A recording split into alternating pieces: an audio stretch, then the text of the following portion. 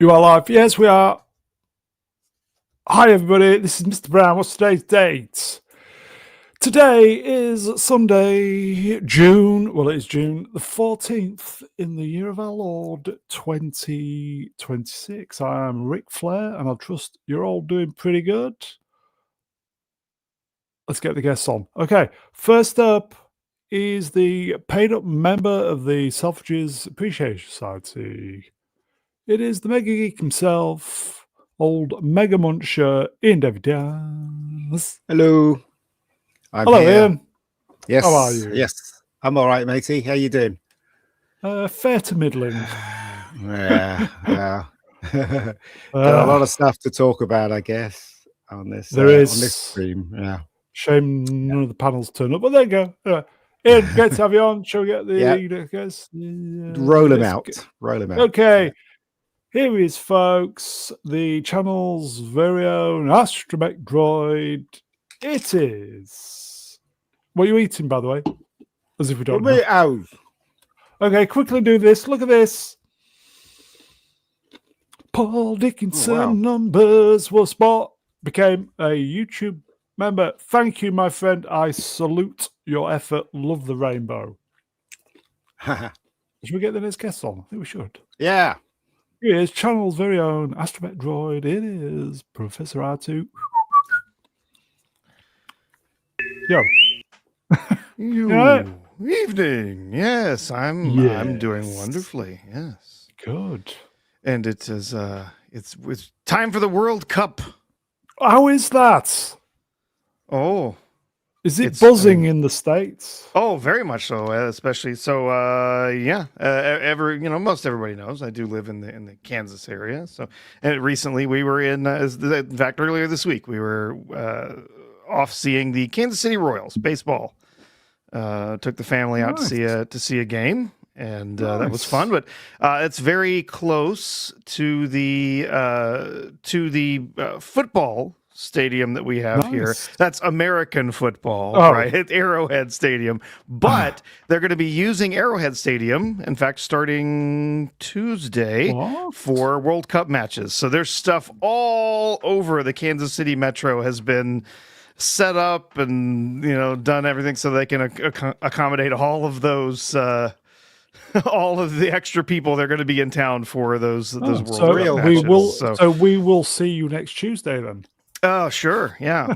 I'll be somewhere in that crowd. Yeah, that 300,000 people somewhere in there. I love 3 a.m. kickoffs, as it were, because of the time difference. Yeah, what a World Cup, 3 a.m. Love it. Woo! My brother stays up and watches. I've not seen. Oh, does he? Yeah, he's a big football fan. I've not watched any of the. Nor have I. No, it's just on too late. I might watch the game after this. Anyway, Prof, there is another. Well, let's get him out here then. Okay, I don't know how to pronounce this. I can't even speak, let alone pronounce it. Is it Finnish? Oh, sorry. It is Fistophobos. with an S instead of it's very good. All right. Fustophobos. I actually Fustophobos. Yeah, it was Finnish. F's in the chat for Fustophobos. Looks like I spelled it wrong. Oh well. I can just fix leave that. it as that. No, leave it for that. Just leave it like that now. It's good. Yeah, we're gonna have the semifinals of the World Cup here. I want to call it football, but then we're in America, so it gets confusing. So I'm going to use the word soccer. Please forgive me. Well, you're going to get booted for that. Good night. All right. Well, I'll call it football. Then people will be confused. They're holding it at Mercedes-Benz Stadium in downtown Atlanta. It's been pretty bustling this week, but our city, unlike New York, is not on fire, which is I don't know why. That's always helpful. Yeah, I don't know why they won, and yet they still decide to set their city on fire. It's a unique New York phenomenon. Phenomenon. Oh no, they were just taking tips from Paris. Yeah, phenomenon. Phenomenon.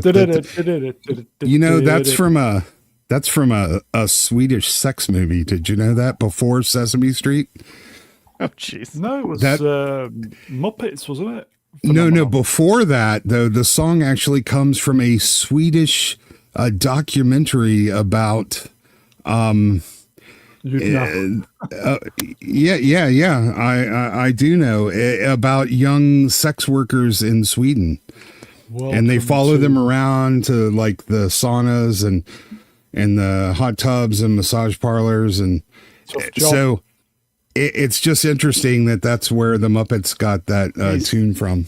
He's not making this up. This is actually true. It was composed in 1968 by an Italian, and then it was adopted for that Swedish documentary, and then later was used for that. You don't get this number one. sketch. It went to number one. Yeah, over here. So whenever you hear that song, just think of young, nubile Nordic blonde women freezing with their think of what the snow does to, I've got a quick message here from Amelia Bedelia. It was really animated before we even started in the chat. Hello, Amelia.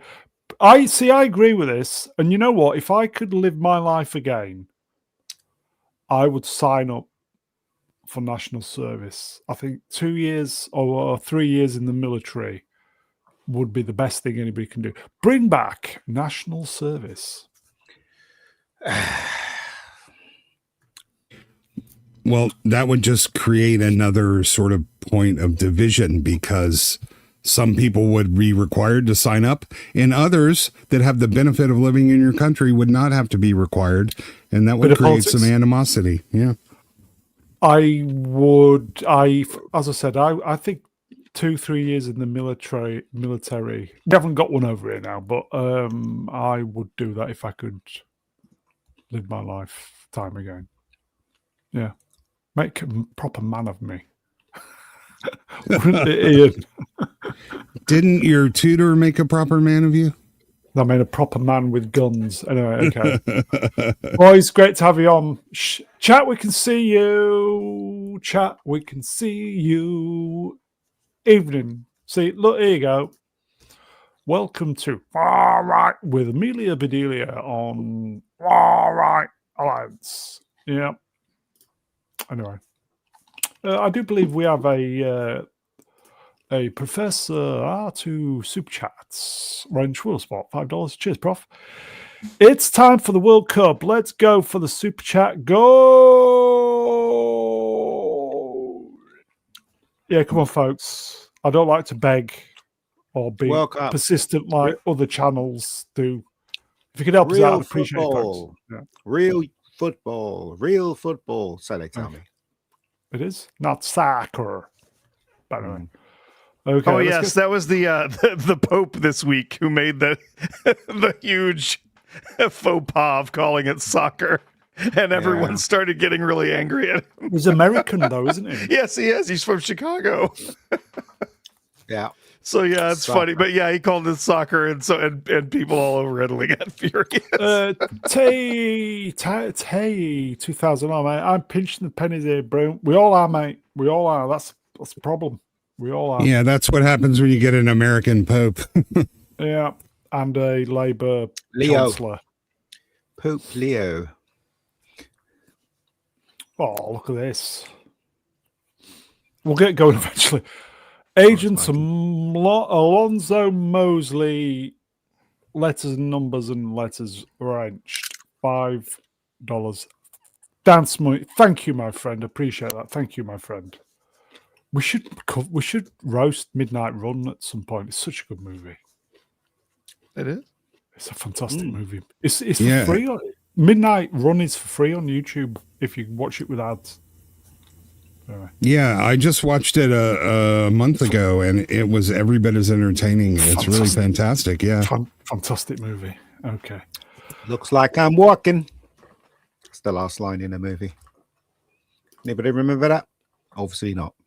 Yes. It's when he's in the airport, isn't it? And then he walks. I won't do spoilers. I just realised that's the payoff right at the end, isn't it? It is. Literally. On 10 minutes. Okay. Episode 347. Can you believe 347 of these? Fucking hell. Musings, Sunday, June 14, 2026. Please like, share, subscribe. Share on your socials, folks. Just see what happens. Just as an experiment for me, if you could. If you're on the socials, perhaps just share it out. Just see what happens. Big thank you, channel members, chats, super chatters, the guest, full caboodle.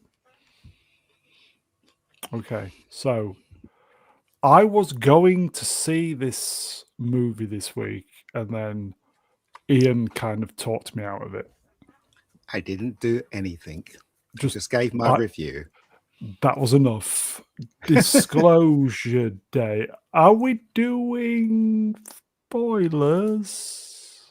I don't know. What do you think? I don't think there's a lot to spoil with this movie, to be honest. But I mean, I think we can start without, avoiding spoilers. Okay, we'll just say how we get on for a few minutes, and then the guest will warn that spoilers are on the way. Yes.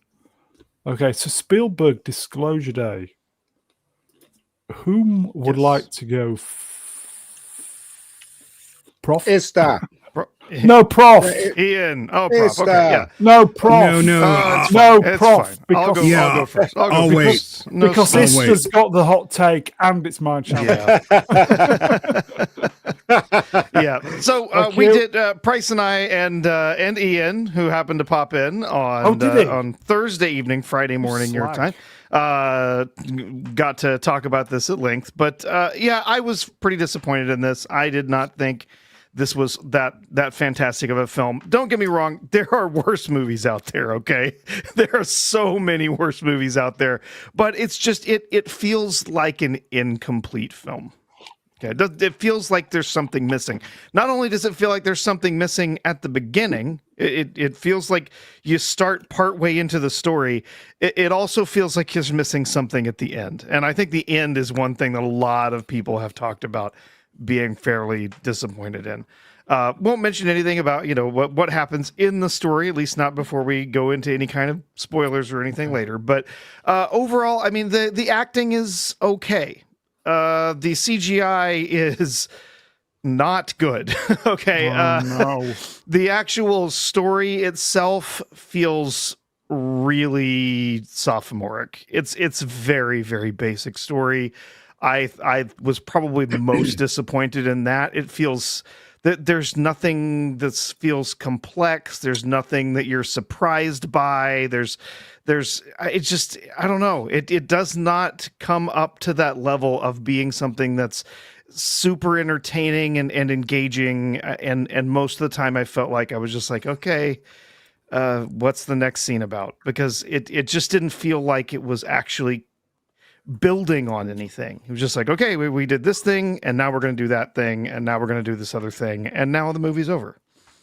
And again, it doesn't feel like a complete film. There's just stuff missing from it, and then on top of that, there's a whole lot of plot conveniences and logical issues with the story, where you kind of go, wait, why did that happen, or how did they get out of this? Or it's the magic. They have a magic wand, and that's how they managed to solve the problem, right? It's it's not for me. I don't think it's a great film. I would let anybody say if they wanted to go watch it and if they enjoyed it, great. But for me, it's definitely not a good grade. That sounds very disappointing then. Was for me. Ian? Yeah. I mean, everybody knows what I think about it. The worst thing for me is that it really broke my heart because, as everybody knows, I'm a huge Steven Spielberg fan. I think he's a genius filmmaker. Yeah. And to watch something like this and realize that it is not very good at all, coming from this genius filmmaker really broke my heart because I'm a huge fan. Even John Williams' music wasn't very good in this, and that's another reason why I felt a bit depressed when I came out the cinema. It feels, yeah, exactly. It feels like a one draft script. It's like they just finished it and went, right, okay, that'll do. We'll shoot that. But there's loads of inconsistencies in the films. There are loads of logic holes in there. Certain things that happen doesn't make any sense. There are certain things they could have done to stop the baddies. Could have stopped the goodies about 3 times in the movie, but they didn't for some stupid reason. And the ending is very, very disappointing. But on a positive note, I would say it is entertaining, but ultimately it's very disappointing. So make of that as you will. Thank you. And good night. And good night. Yeah. Ian, I'm disappointed for you personally. Because I know you were looking forward to it. Even West Side Story, which is shit. Even West Side Story was really well directed. You know, I mean, at least I could suck up his genius when he's directing and using the camera and stuff like that. Yeah. But with this one, it hardly had anything of that in there. It had a few nice frames in there when people are talking to each other, but apart from that, the Spielberg thing that I know wasn't even there. I don't know what happened. I really don't. There you go, Ashen Prism Wrench. Hello, my friend. Mega is genuinely sad. I hope Stephen is bloody happy. Well, he's not going to be sad because I'm sad, is he? I mean, he doesn't even know me. So, yeah, of course he's going to be happy. He's got billions in his bank account, hasn't he? Has he got billions? Yeah, I reckon so. Remember, he gets money on top of money every time they show Close Encounters on TV. He gets wouldn't it be money great just to get money for having money? That'd be amazing. Exactly. Yeah. Yep. Yeah. So money goes to money. My mother said. God rest her soul. Even if he's sitting there doing nothing at home, he's making money because some channel around the world is showing Close Encounters, ET, Raiders. Do you know what I mean? That kind of stuff. And because we're talking about Disclosure Day, everybody will, once they've seen this, watch this, will go and watch Close Encounters. Yeah. Yeah. Now, this is not how much money he has on hand. We've had to remind human beings of that this week after we have our first trillionaire. People seem to think that he has trillions of dollars in the bank, which is not how it works. This is not how much money Spielberg has, but his net worth is between $7 and $11 billion. Amazing. Yeah, but I'm sure he has tied up. A lot of that is tied up in production companies and investments and all sorts of stuff, right? That's wealth. But he's got some cash on hand, though. Of course. He could do a super chat if he wanted to. Yes, Stephen. I know you're watching. I know you're lurking. Come on, Stephen. Let's show Mr. Brown some support here. So, Phobos, you were positive then, I do believe. Well, okay, you have to understand, going into this, I had already watched about 10 reviews that basically characterize this movie as the worst possible cinematic experience that anyone could have ever seen since the history of cinema. So I mean, people were really dunking on this thing. So keep that in mind. That was my attitude when I started watching it. And I was pleasantly surprised. I'm not going to call this a good movie, but particularly the first hour, I really enjoyed the setup, especially Emily Blunt's character as she's kind of going. She's explored. She has these new abilities, and they're sort of expressing themselves in very humorous ways. I thought it was very Spielberg. I don't want to spoil, but kind of she's walking around. She really doesn't know what's going on. Everybody else can see it. She can't see it. Very entertaining. The other guy, I don't know the actor's name. I don't know the character's name. He was such a blank. Whenever he was on screen, I'm just like, can we get back to Emily, please? Because that's the entertaining part. About halfway through, it really starts going off the rails with a bunch of sort of unexplained powers and they really didn't set up enough for the viewer to understand how these things work. All of a sudden people are disappearing. We have mind control. It's like, you didn't set up that. But some of the little bits in the beginning were really nice setups for what was going to happen later.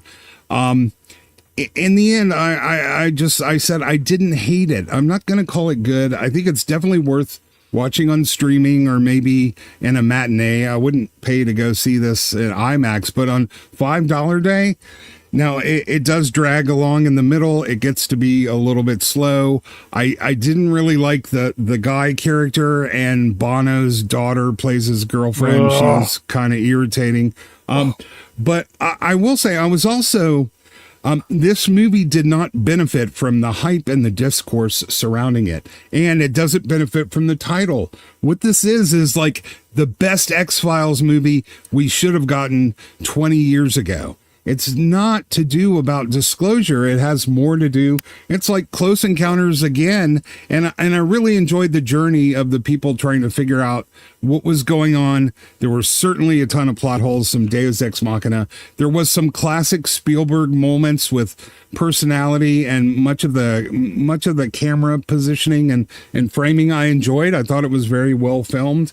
In the end, it's just kind of a bunch of CGI creepy animals, and it ended a bit unsatisfyingly. But if you have any sort of any conception that you're going to go into this movie to see how the world reacts to aliens actually existing, you're going to be incredibly disappointing. That's not what this movie is about. It is an X-Files movie that was actually allowed to finish for once. And hey, there really are aliens. You know, I kind of thought Emily Blunt could have been Scully, and then the other guy could have been Mulder, and they finally kind of finished and wrapped up a plot thread that had been dragging on for 10 seasons. So, but I did find Blunt extremely charming. To the last, I don't know. Spielberg really needs to like maybe not talk because this movie doesn't attack Christianity. It doesn't insult it. If anything, I thought it affirmed it because nobody lost their faith in this movie. One person got their faith back. I don't really see the controversy. I don't know what he was talking about. In the end, the nun says, you know, God is God for everyone, everywhere. That's okay, my child. And like, yeah, that's pretty much it. They made a much ado about nothing as far as the Christianity aspect of this. Dirky McDuckface Numbers Wrenched asks, is Bono's daughter more or less charismatic than he is? She's not charismatic at all, if you ask me. And And I know, man, I'm taking a lot of crap online for simply not hating this movie. I'm not claiming it's good. It's very difficult to defend. Particularly, it felt like it was written ignoring the last 20 years of technological advancement. Like, where are the drones finding the guy? Where are the satellites tracking him? You know, it's just like basically break your phone in half and you're good and drive off to go hide somewhere. It's like, that's not how that shit works anymore. Have you been not paying attention? But like I said, it was much more about the character interactions. Emily Blunt's storyline, man, her husband played by, Wyatt Russell, super annoying, but he was supposed to be. How would you react when you think your wife is actually going off the deep end, going crazy? His performance was a stellar mix of, jealousy, worry, concern, all mixed up in a blender. So Bob said, I'm digging the hole deeper. Like I said, I enjoyed it. I didn't hate it, but I am not going, like, this is not even close to the worst thing that we've had this year. It is very disappointing. I think in the most part, for two reasons. It's not the movie that people expected, not even close. And people already went in here thinking that this movie had a hate on Christianity, and I don't think it does. Now, that being said, there is some unusual imagery that affected some people more than others. Some people really didn't like the fact that there's definitely some religious imagery in here that just sort of it didn't bother me too much, but I certainly understand why it would bother somebody else. But I just think, and it felt like half a Spielberg movie. And certainly the ending was rather abrupt. Okay. And it kind of everybody wanted to see what happened, and they didn't get to. But Prof, go ahead. Is this half a Spielberg movie? It is. So I mean, if we want to get into spoilers, are we going to do spoilers? Are we doing spoilers, folks? I don't think talk cares. A little bit more into it. Yeah, I mean, this. Spoilers. I think that I was watching some videos. I believe it was Real Life Fake Wizard was talking about how he felt about it. I didn't agree with everything he had to say, but he did. I'm not going to say didn't steal this. I'm borrowing it. He said it feels like Act 2 of a 3-act movie. We didn't get to see Act 1, and we don't get to see Act 3. The start of the movie happens before we actually start the movie. We start, it's as they say in media race, whatever, it starts right in the middle of this guy having stolen all of these secrets, all of the stuff that's going to be disclosed. That's already happened. All of these people who have smuggled, material and stolen things from the government so that they can do this disclosure. That's already happened. It's in the past. We are at the point where he's running for his life, trying to keep the stuff and get it to whoever needs to get out there so they can disclose it. So that feels like I was cheated out of all of the stuff that was happening, that, all the cloak and dagger that happened in getting this stuff, stealing all of this stuff from this government agency. Well, it's sort of a pseudo government agency. It's called Wardex, right? But it's supposedly a security company, but it's not. It's like government funded, essentially. So it's sort of a government front. But we get the main character who, yes, is a charisma black hole. Wow. For what he's just nothing interesting about him while he's in this. And then, him stealing the stuff and going on the run with his girlfriend. And we get introduced to what I referred to on the stream with Price the other night as the magical bullshit device. There's basically a magic wand. It's an alien magic wand, and there's a few of them. And they get used for everything from mind reading to a weapon to a cloaking device to providing power for it does everything, right? It's an everything. It's just whatever the plot needs. They have this little wand for making it happen, and it's kind of ridiculous. And the whole story, I think, just it all happens in this second act where they're on the run and they're going to figure out how to expose all this data, and then in the end, when you get to the end, they go to a TV station, a local TV station, to expose the data, which for me is kind of ridiculous. But they go to they're going to put it on live TV, right? Is how they're going to do it, because so many people watch the evening news. Yeah, many people. Yeah. Wouldn't you say that guy was like John Turturro's less talented, no talented younger brother, right? Yeah, something like that. Yeah. I kept expecting John Turturro to come out and be interesting, but no, he was a charisma black hole. Yeah, but then so they go to do the disclosure, and they start uploading everything. Which, I mean, this was a bit that made me laugh. Most people wouldn't catch on to it, but he has this pile of basically like USB drives that he's been using. That's what he's been hiding the whole time with all of this data on it. There's like these futuristic looking USB drive things that have all of the data that he's disclosing. And he's plugging it in so he can upload all this stuff to the channel's servers so that they can display it. They can show it on screen. And if you watch the screen, he has dozens of these drives. So you're like, oh, there's so much data. Now, every one of the drives is just a 64 gigabyte USB stick, which is hilarious. They're 128 drives, it says, but they only seem to have 64 gigs of data. But they are ironclad, encrypted, radiation proof. It's not unusual for the military and the government to use outdated technology. Except that this group is supposed to be using alien technology for all of their stuff. They're supposed to be the group that has access to all the alien technology. But anyway, it was kind of silly. But then we get the disclosure, but you don't. They go and they start putting all this stuff out there, and then spoiler, we get to see an alien. They have an alien who crash landed on Earth and was experimented on and whatever, but they managed to sneak him out, and they put him on national TV. Well, actually a local station, but all the other channels pick it up. And then he says something to our main character. Whispers it go now. My to them. Needs me. Yeah, whispers it to them, and then they go to tell everyone what he said, and that's the end. To go now. My planet. Yeah. So you don't actually get like we were saying, you don't actually get to see what effect disclosure has on the world. Okay. No, Ian, no, you don't. Yeah. Ian, Into that too. Do you agree with Professor R2?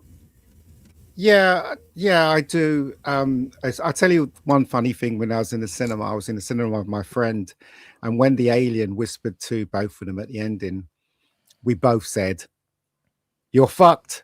Like if the alien said, "You're fucked," we both laughing. It's like that alien said, "You're fucked," basically. Yeah. So, but the thing that the biggest hole in the plot was, if they had that crusty alien for so long, why didn't they just go to a TV studio, make sure the show is live, and present him so the whole world could see him? Why should have just on here?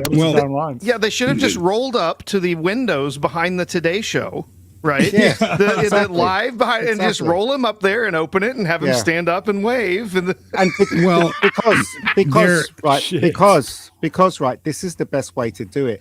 You remember, right? If you have video evidence, people are going to question it as AI.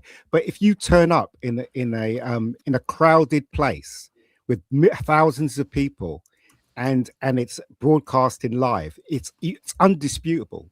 So why go through all that stuff when I had that crusty alien where they could just wheeled him out?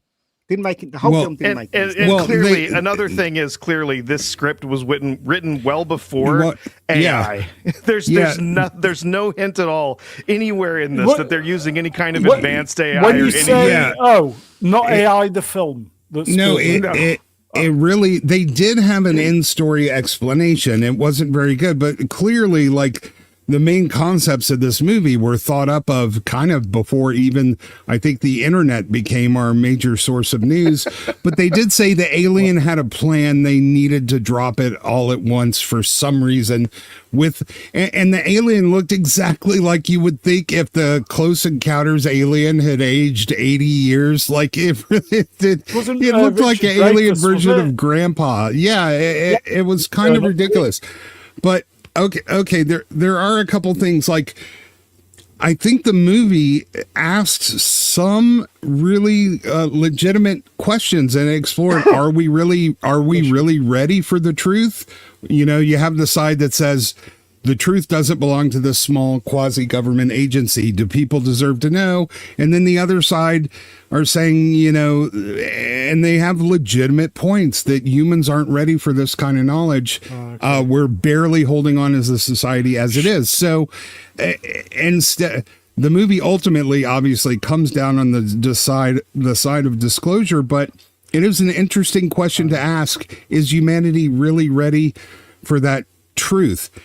And I have to say, I'd be doing you a disservice if I didn't mention there was one point in here that was the worst, cringiest, most awful little mini lecture about how the aliens consider empathy the greatest quality that any life in the universe can. And man, I almost threw my drink at that point. So, there's definitely a lot of bullshit in here.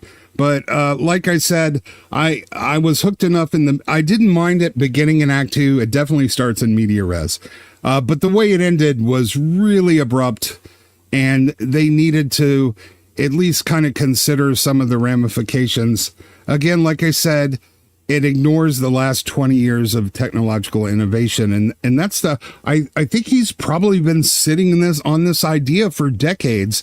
And by the time he finally got it out, and I don't think Spielberg, it was his idea, but he didn't write the screenplay. And I think you can tell there were too many hands in this movie. This was not an auteur production. This was a movie made by committee. It is strange how Spielberg would allow this screenplay to get the green light, because a lot of things don't make any sense in it. As people have pointed out, you have satellites now. You could track. I mean, have you ever seen Enemy of the State with Will Smith? Yeah. He didn't even have a phone, and yet they could track him by the satellite and stuff. Do you know what I mean? As Trump just admitted on live TV by accident, we could read your name tag from space, and somebody from the behind the set is like, shh, look, you're not supposed to say that. Anyone who's paying attention knows that. yeah. I know, but it was a funny moment. And, you can see there's Spielberg fingerprints on this, but not over the whole thing. And I liked some moments. Like I said, it's not a good movie. It was enough to entertain me, but as it got toward the middle, it's really started dragging and pissing me off. I sort of tuned out until the end. Okay. Can I just say one more thing? Go on. We're starting to repeat ourselves here. Go on. It feels like it was written by old men. In fact, it really does. It really does. Yeah. How old is Spielberg? He's like in his 80s. But what I'm saying is that there are a lot of points in there that basically doesn't make any sense, and they ignore the technology of today. So with that, I would say it's not a very good film because of that. Because how could you ignore that? How could you ignore the stuff that's happening today? Were all the surveillance cameras like 1.2 megapixels state of the art? Exactly. So it made no sense to me. But again, right, my heart is broken because it's Spielberg. And there's no way Spielberg can not know that this film isn't good. I'm sorry, he does know it's bad. Well, this was written by David Koepp. So I did get this sense they were setting up a sequel, which will probably never happen now. But this movie will not do well. It's already bombing. So. Okay. Anti-derivative Jill is here. Should we bring her on? Yes, please. Yeah, I suppose. Hi, Jill.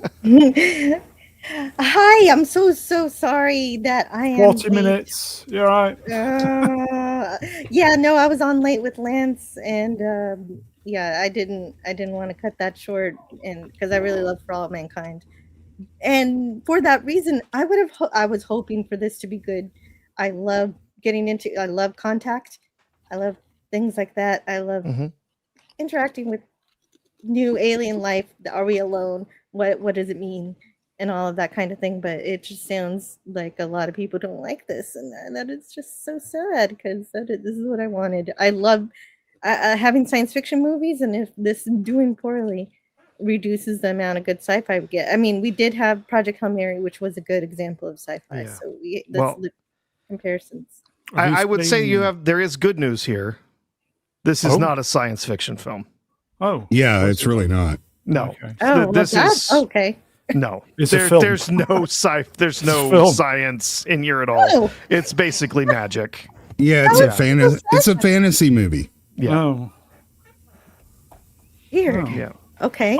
Jill, have you not watched Disclosure Day then? Unfortunately I have not, which is why I was hoping it was sci-fi. I was hoping it was going to be good exploration of alien interaction. Nope, you just get aliens with magic wands, and then humans get a hold of the magic wands and do magic things. Damn. Okay. Akio alien? Okay, so it is sci-fi. I would say it's sci-fi, but very loose. Yeah. And let me say, I did like the core concept, which was that aliens gave a selected group of people sort of enhanced abilities to help them engage with the rest of the universe. They made Emily Blunt so she could communicate with all the humans, and they gave the John Turturro, Downs Turturro guy an innate understanding of all things math. So they said, so you can communicate with the universe and she can communicate with everybody, each other. And I kind of thought that idea was cool. And I thought the main conflict was, is humanity ready for this information? Are they ready to engage with the rest of the universe?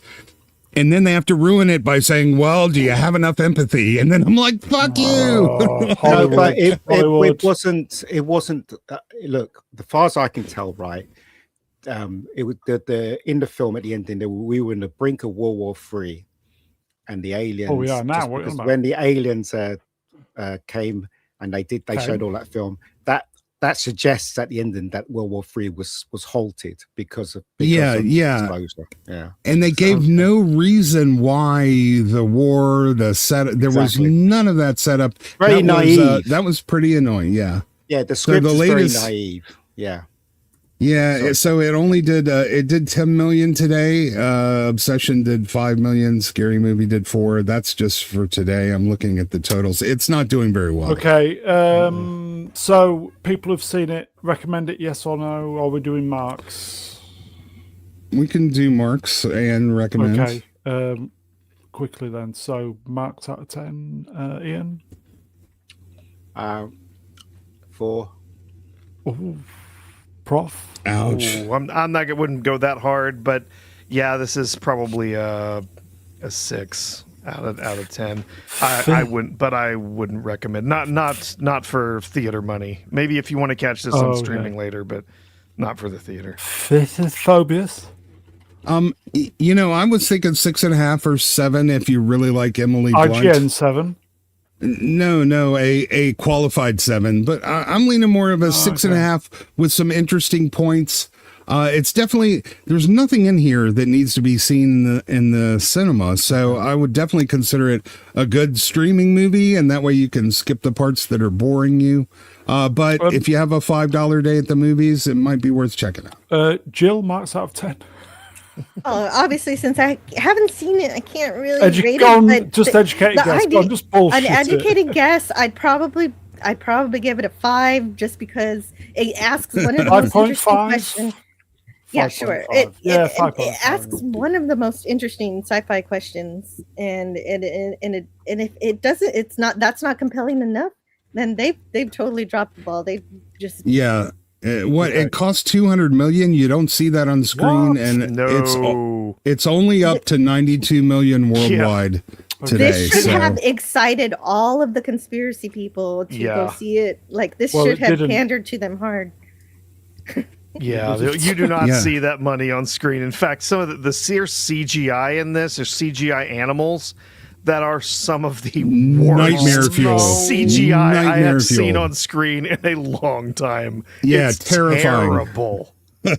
Terrible. Yeah, it was basically the dwarves from Snow White. Yes, there you go. Okay, may I do some supers? Well, yes, please. Okay, here you go. Mog, wrenched, was spot, $5. Evening Mog. Thank you, Mog. Cheers, Mog. Love you, Mog. A $5 for Mr. Spielberg. Thank you, my friend. Anti-derivative Jill, wrenched, one spot, $5. I'm so sorry I'm late. I was on late with Lance. The Outcast creator. Is that Lance who wrote that book about going to the cinema? Yes. Yeah, he did. He did write that. That's a very good book. Yeah, Lance. Cheers, Jill. Friend, I'd remember what it was called. Journey. There you go. Yeah. They're all coming in late now. Susie Q 69, wrenched. Hi, Susie. $20. Well, it's 20 quid. Real money, apparently. Allegedly. This is for pot noodles and wank mags. Thank you, Susie. Now, I know you don't have NPR over in the UK, but I think this is enough that we don't have to go full on NPR fundraising style, which is we talk really slow about how we need money and we're not going to stop until you pay us something, and we're really well, like most other channels do. Yeah. See, you don't get that here. We just basically come out and talk like idiots. I don't like asking, but he doesn't pay the bill. Here you go. I always need to sing this. Ex Flavius, ex French World of Sports. You don't get that on Nerdrotic. 5 boons. Cheers, my friend. What do we want? Can I read this? Here you go. All right. Ex Flavius, wrenched, World of Sport, £5 sterling proper money. What do we want? By the way. What do we want? Cat cam. When do we want it? Meow. Yes. So Mr. Brown needs some new equipment to set up CapCam, and our goal is to get him there. Okay. Plus, man, StreamYard seems to raise its prices every freaking 60 days. Okay. Look who's here, but everybody. you can get a secret second cam just by using like a private browser, and you can have a second camera that way without having to pay the extra. Wait, did I say that? Welcome to Drilling. Who's vacuuming? Drilling. Hello, swappers. Hey, Swaps. Oh, hello. Hello. You all right? Yeah, I've just been listening to your review while I was eating. It's very good. Thank you very much. Okay, are you going to carry on eating then? Okay. Thank you very much. We've got, go on. I'm just glad I haven't seen this film. That's all. Same here. I was going to go see it, and then Ian just said, nah. That was it for me. I have a very important question for Swappers. Have you done the Mr. Brown Masters of the Universe action figure yet? Not yet. No, I'm working on it. Although I don't know what to do the head as, so I'm still. Oh, that's a problem. Oh, that's easy. Put it right up the ass. That's where it belongs. Bob's cool. absentee father, Regged, $5. Thank you, Bob. That's a picture of Ruin in his profile picture. That's great. It is. I'll give you $5 if you stop talking. Oh, sorry, mate. You're gonna have to have a refund because we've got other bits, side steps, and Mog again. Wrench will spot $5. Cheers, Mog. Mr. Spielberg needs his 5 back.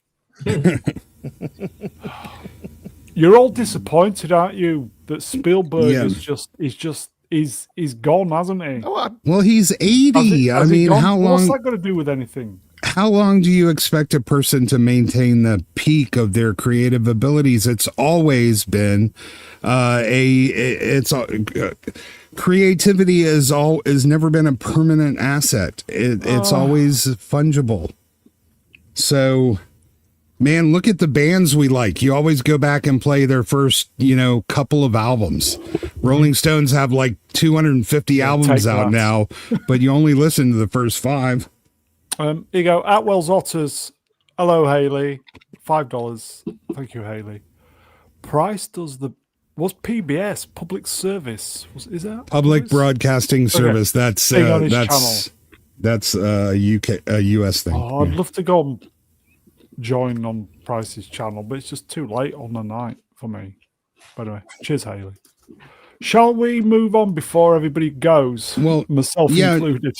Do you want to skip the side steps and just move to the next topic? Okay, we'll tell you what. We'll blast through the side steps. Yeah. Okay.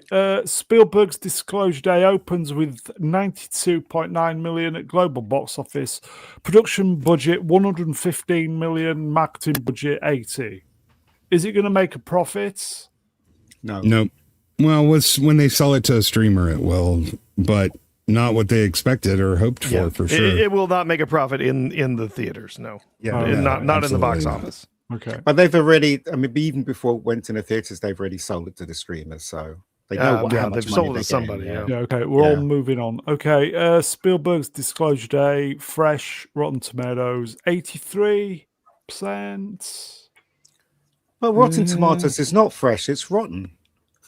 I don't understand this. The theater paid a lot of people, or not theater. The studio paid a lot of people. I see. To review it. The popcorn meter when it comes out will probably be more accurate. Yeah. Well, you can't.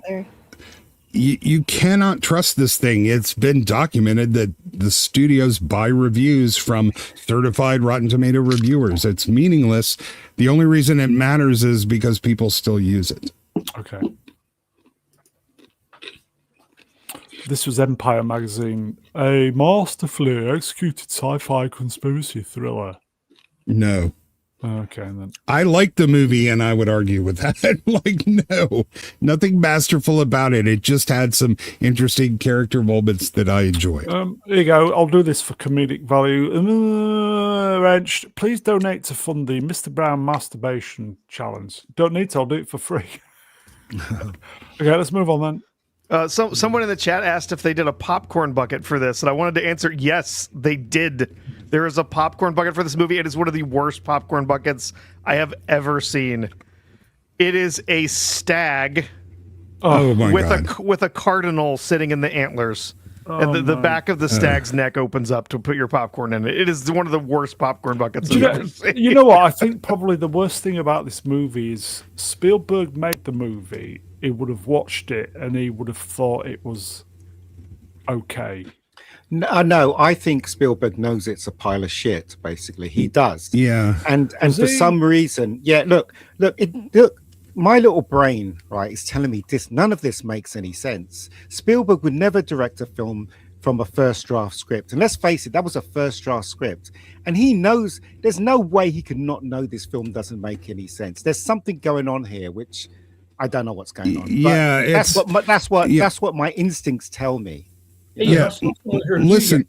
Right, just quickly, I saw someone's review yesterday. They said there was like 20 odd drafts for this movie. Speak up, sophisticated here. Sorry, say again. Are you on the wrong mic? You're on the wrong mic. I saw a review of this yesterday. He said there was like 20 something drafts for the writing for this film. I don't know. Oh, it doesn't. Wow. Well, if there were too many writers, that could happen too. But yeah, it does feel like a first draft script, absolutely, and it's not masterful in any way. Okay, let's move on. Something's going on, but we'll find out, I guess. I wanted to say, Hollywood used to hate Spielberg, and that's when he was at his best. And then when he decided to try to ingratiate himself to the industry, that's when he lost something. That's when he stopped making banger after banger. That's when, when he tried to become a part of Hollywood. Okay, I think that's when we lost something. Maybe that's the problem then. Yeah. What's this? Go on. During multiple interviews, Steven Spielberg finally spoke about his former plans to work on the iconic Harry Potter movies before passing on to his protege, Chris Columbus. He explained that he stepped out of the movie for personal reasons, but before he did, he suggested casting Maggie Smith, Richard Harris, and Robbie Coltrane in the movie, which he initially imagined as an animated concept. I didn't know that. Maybe that's when he developed this weird-ass animal fetish that shows up in Disclosure Day, because I'd never seen it before in any of his movies. I've seen some of the interviews that he's done connected with Disclosure Day. Some of them are fascinating, especially when he talks about Tom Selleck and the Indiana Jones thing and stuff like that. So if you ever get a chance, listen to them or watch them on YouTube. Yeah, can you imagine an E.T. era Spielberg doing Harry Potter? That would have been phenomenal. Jill, any thoughts? Well, that would be good. I think Chris Columbus did a wonderful job with the first two movies. But this is alternate universe kind of style. Well, and if he made it animated, I'm sorry, there is vacuuming. Yeah. So, but also, I don't think he would have let it go. That might have been neat to see all 7 or 8 movies by one director. Because if he started this, he would finish it, and so that would possibly maybe. Okay, let's. We've Bob's down. Okay, let's move on. I listened to this interview as well. Okay. Spielberg got rejected from James Bond franchise so many times. If they ever asked me to make a James Bond film now, my answer would You Can't Afford Me. I approached Bond producers after Jaws was a big hit. I'd always wanted to make James Bond from the day I saw Dr. No, so I called after Jaws and volunteered. I said, if you need a director, I would love to direct one. And they said no. They consistently turned me down. Never explained why they weren't letting me into the Bond family. There you go. Well, the reason why they didn't let him into the Bond family, because at that moment in time, they were considering it only to be part of England. So they were hiring British directors at the time. That's why they didn't want Spielberg. And that is the kind of truth, really. You know, that's Harry Potter, too. The original movies were all British. But again, can you imagine Raiders of the Lost Ark era Spielberg doing a Bond? But I will say Amazon definitely can afford him even now if they wanted to, because they have money to set on fire. The thing is, though, after watching Disclosure Day, because I used to think, Spielberg directing a Bond film now together with John Williams doing the music, that's gold. But after watching Disclosure Day, I'm thinking, maybe not. Yeah, listen, it's easy to dunk on Spielberg for this movie, which was very disappointing and something he did in his 80s. But everything you like in cinema wouldn't exist if it hadn't been for this man. Don't forget, man, he was still one of the greatest who ever existed. That is true. Okay, we'll do a quick sidestep then. It just says... Same thing. Yeah. You can't afford me. Yeah. Next. Okay. Who saw this? Who saw this? Pronouns are not enough. Fantastic. Absolutely. They should make that film. I tell you. They're going to make that film, Ian. No worries about that. This is what we're going to get. Actually, she looks a little too masculine for the Bond they want. Well, it's Jeremy Griggs, isn't it? Is it D-Day Cobra? Yep. Who's the guy that's in the computer game? He's a real actor, isn't he? The guy that I think they might cast someone like him. Yeah. Oh no, that's exactly what they're going for. I think that game that recently came out is exactly what they're planning to do with the film franchise. They want to start it over with a young Bond and a lot of diverse characters and make as many of them as possible, women and minorities, and lots of crying. Mr. Brown, may I reach out and thank the chat? We have already reached our goal in record time. I don't think that's ever happened before, but don't let that stop you from supporting if you're still so inclined. There you go. Jill, thank you, chat. Thank you very much.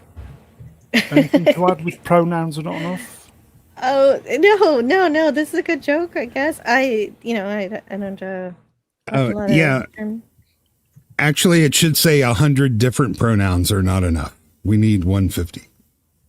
It's going to be a shame, really, when they start making this Bond film, because they are going to kill the franchise. And this idea of having spin-offs off James Bond, it's not a good idea at all. I just think here you go. Cartoon Man 154, Rachel.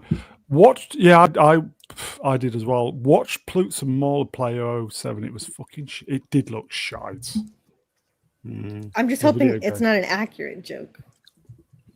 In the game, the game, it wasn't an instant failure when it came out, but I'm starting to see that people are not recommending the First Light James Bond game. No, everyone knows that I am against race swapping. So if the new James Bond film comes out and M is black and a woman and stuff like that, I'm not going to watch it because it's not worth my time. It really isn't. I really hate woke stuff in my films now. I will not go near it unless my family makes me go and see it. But I just won't go near this stuff anymore because I think it's an insult to the legacy of James Bond. What they did to Doctor Who, that was an insult to the legacy of James Bond. Sorry, Doctor Who as well. So if they continue to do that, I'd rather watch old films. You know, that's my take. Swapper's final comment. You retweeted this. Yes, it is Jeremy Griggs. There you go. Oh God! Oh God! Who's? Yuck! Oh fuck! fuck. What's Who that? saw this? Who was on the marketing team? My God. This was a clip. This was genuine then, yes? Yeah. This is real. This is the last trailer. Supergirl, right? Supergirl now eat popcorn. Gracias, James Gunn. What's this? Yeah, the marketing people decided to release a little sequence from the movie like they've been releasing. And this one involves space worm poop. And I'm just thinking, what the fuck are you guys thinking over there? It was just shitting out like popcorn poop. Yeah, it's I think it's like the peanuts you eat at the pub. Yeah, they're prepping you for they're going to have the worm poop popcorn bucket, and this is getting everybody ready for it. Yeah. She was chowing down on it and loving it. I saw the trailer when I went to see garbage. Can't remember what for. One of the films I went to see. I saw the trailer, and do you know what? Right on the big screen, Millie Alcott really does. What? Millie Alcott really does not look good. She is, in other words, she is not good looking. When you see her on the big screen, you see her face and you think this does not make any sense. Why she was cast as Supergirl. Listen, it makes no sense at all to me. I'm not gonna. I'll just say she doesn't look like Supergirl. No reason to personally attack the drunken hobo. She doesn't fit the role. It's not that I'm attacking her. I'm basically questioning the casting department. Because there are hundreds and hundreds of good-looking blonde girls out there that probably can act just as good as her. And to cast an unknown, everybody knows if you cast an unknown for a famous character, everybody's going to know that actress or actor as that character, which is a good thing. But they didn't. They cast this girl from Game of Thrones, whatever it is. Yeah, and House of the Dragon. She's look, no disrespect to her. I don't cast her as pretty at all. I think she's not ugly, but she's not good looking in my opinion. Tay 2000 exactly. Yeah, you're forgetting that casting is now based on the amount of social media followers people have, and she has millions from her role on House of the Dragon. It doesn't matter. Role, though. No, and I agree. She's 100% wrong for this, but we've seen it time and again. How do you think Zendaya keeps getting cast and stuff? Despite her only talent is doing an impersonation of a plank of wood because she's got 70 million followers. I'd take Zendaya at this moment in time compared to this garbage. No, not a super. It's another one of those ironic, paradoxical things where Hollywood, in effort to eliminate risk, are costing themselves millions. Well, so help me with this actual video. Does she know that the popcorn is emanating from an alien? You see, it comes from its arsehole. Yes. Yep. Yeah, the idea is that you eat this worm's poop. Isn't that funny? Aren't I such a good director? Isn't this a great punk rock movie? Yay. You see, this is the thing, you see. How could you think... Personally, how could you think that this is a good idea? That eating something from a worm that's pooping it out. How could anyone put that in the movie? And I tell you, the people that put it in the movie, these idiots like James Gunn, they're idiots, right? Seriously, that's such a stupid idea. How could they not see it's a stupid idea? Well, I don't know. Worf might like it. Even those who drink Kopi Luwak, we wash the poop off the coffee before we make it. We're not actually drinking the poop. I'm booking my flight to India as we speak on this one. All I can think of is Slurm from Futurama. Yeah, Slurm. That's actually perfect. It even looks like the slug. That's exactly why I asked if they knew, because in Futurama nobody knows that. People 101. Hello, my friend. New face. I think it's supposed to be eggs. Who cares? That doesn't look eggy. That looks poopy. It's a stupid idea.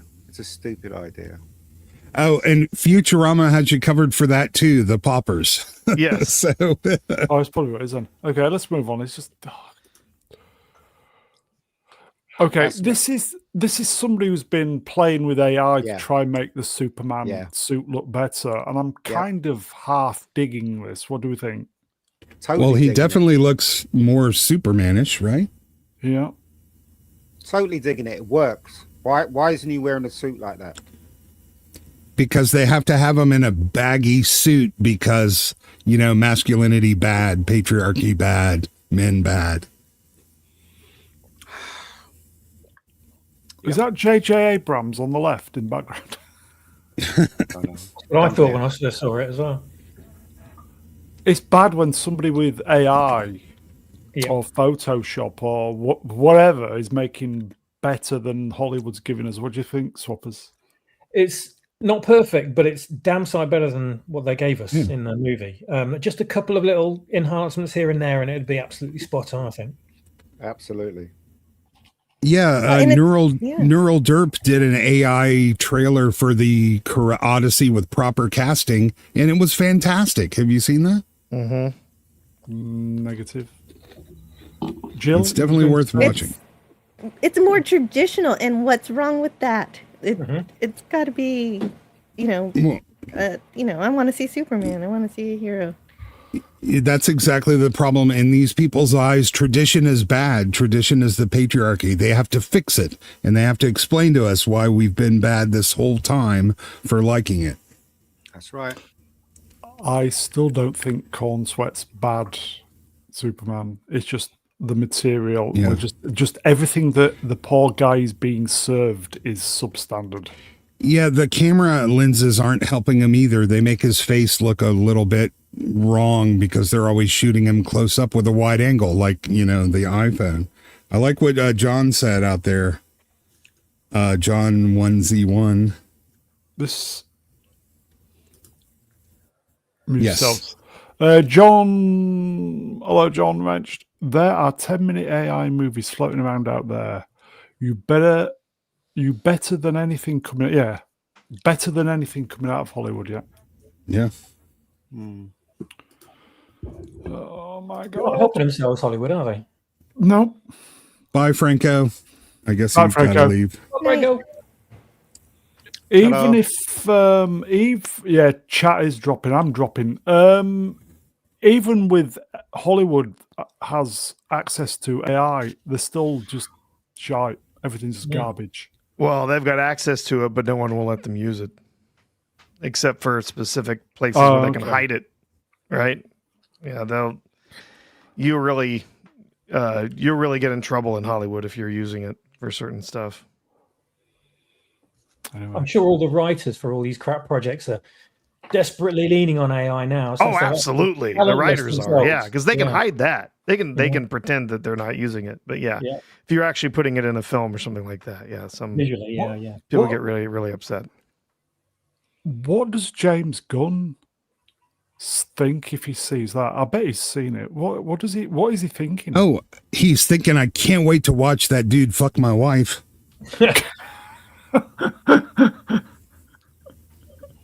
Everything about that Superman film is wrong. Everything about it is wrong. Agreed. He's the wrong guy. Wrong guy to make Superman.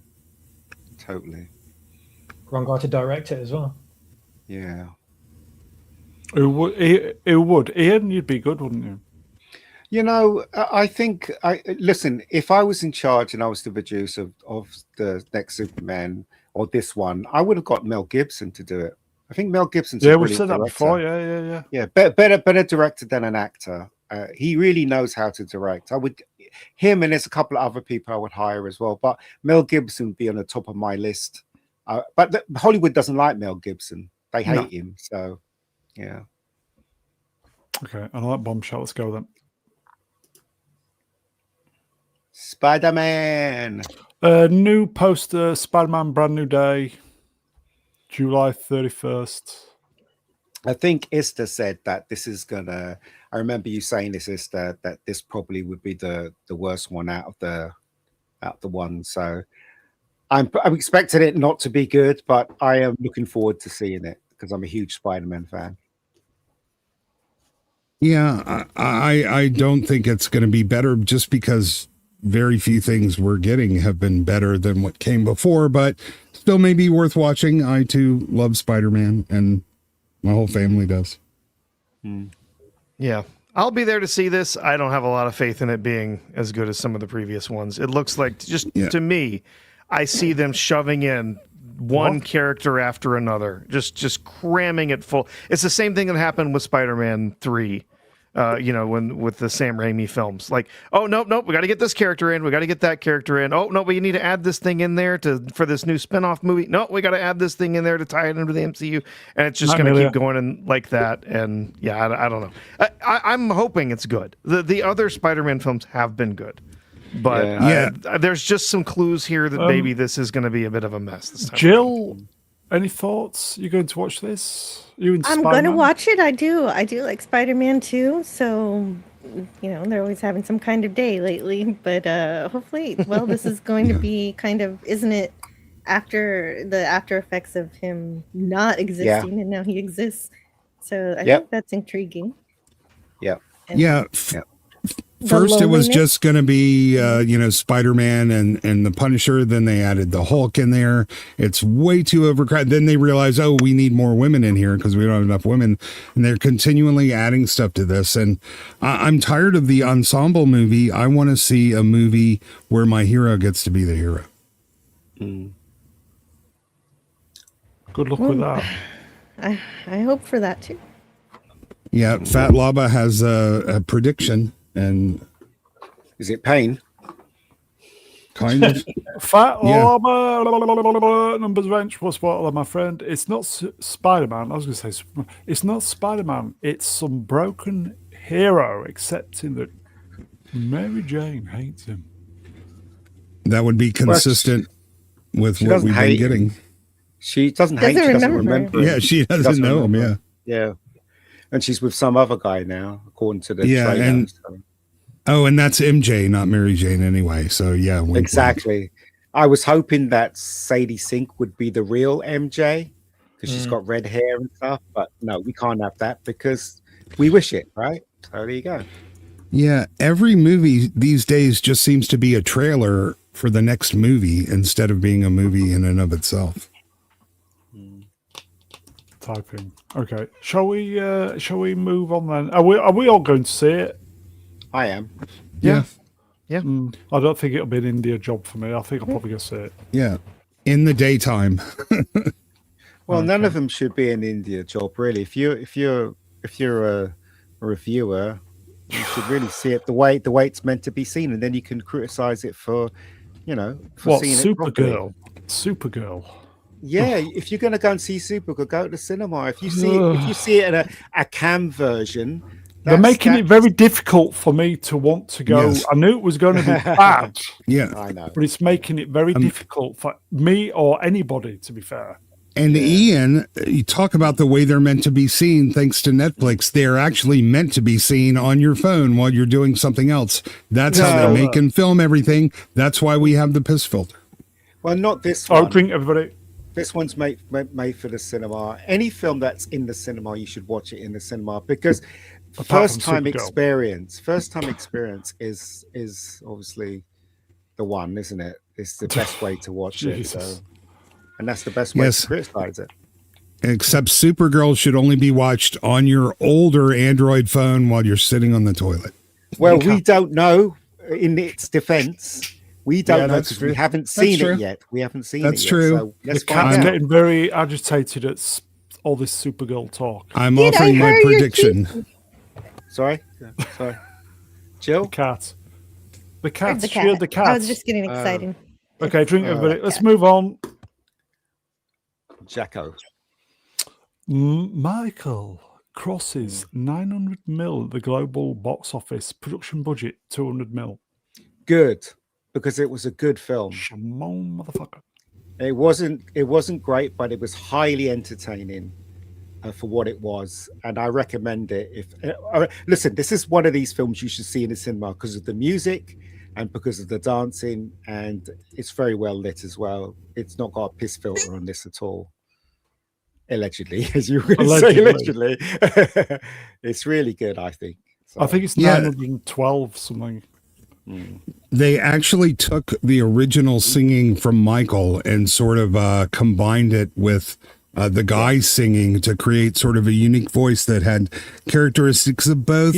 Some people don't like that, but it sounds amazing, and I think it's worth picking a theater that has really good sound to go see this. Just to cheer us up, folks, Fat Lobber, numbers of BBC said today that Russia will be making a land invasion of England by 8:30 in the evening. It will.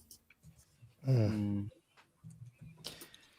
know about I that. take it I'm the Don't only know one about that's that. seen Michael. Have I seen Have anybody else seen Michael? Yeah, I have I've not seen gotten it. to see it yet, Oh, but no. I will Oh. be watching. It's on. It's not going to be in theaters for much longer. In fact, I don't actually think it's playing here because it hit video on demand this week. Yeah. It hit video on demand on Thursday or Friday. It's a So, very yeah, different. It's a very different. It's very different to watch something on your TV. It doesn't matter if you've got a big TV and speakers or anything like that. When you're in a cinema, you're locked into your seat. You have to watch it from start to finish. When you're at home and somebody goes, "Do you want a cup of tea?" and then you pause it, you're like, "Okay," and that completely spoils the whole rhythm of the film. So Nobody ever says that in my house. There you go. Roddy. Letters and numbers and letters. Wrench, we'll spot hello, my friend. Is Michael suitable for kids? it is. It Yeah, really is. It really is. I don't, as funny as that is, I don't think there's anything too disturbing about it. Some of the abuse scenes might be a little bit uncomfortable for really small children, but yeah. I got it. If you have like a Dolby Digital Cinema, this is kind of like being at a concert. It really is a good musical experience. Even because I've seen it twice. Even my nieces that dragged me to see it again, and they know the music, but they don't really. They obviously didn't experience Michael Jackson as we did when we were growing up. Even they loved it. I mean, it is a nothing burger movie, but it's really enjoyable. Do you know what I mean? So I said I recommend it to anyone I speak to about it. I say, look, go and see it because it is worth your time. It's very enjoyable. Well, that killed the stream, didn't it? Well done, Ron sorry, is right. I haven't seen it. Yeah, I haven't seen it. That's I don't have Daddy, anything else to would say. you hit me with the belt? Would you? Oh, that was horrible. Certainly, That was son. horrible.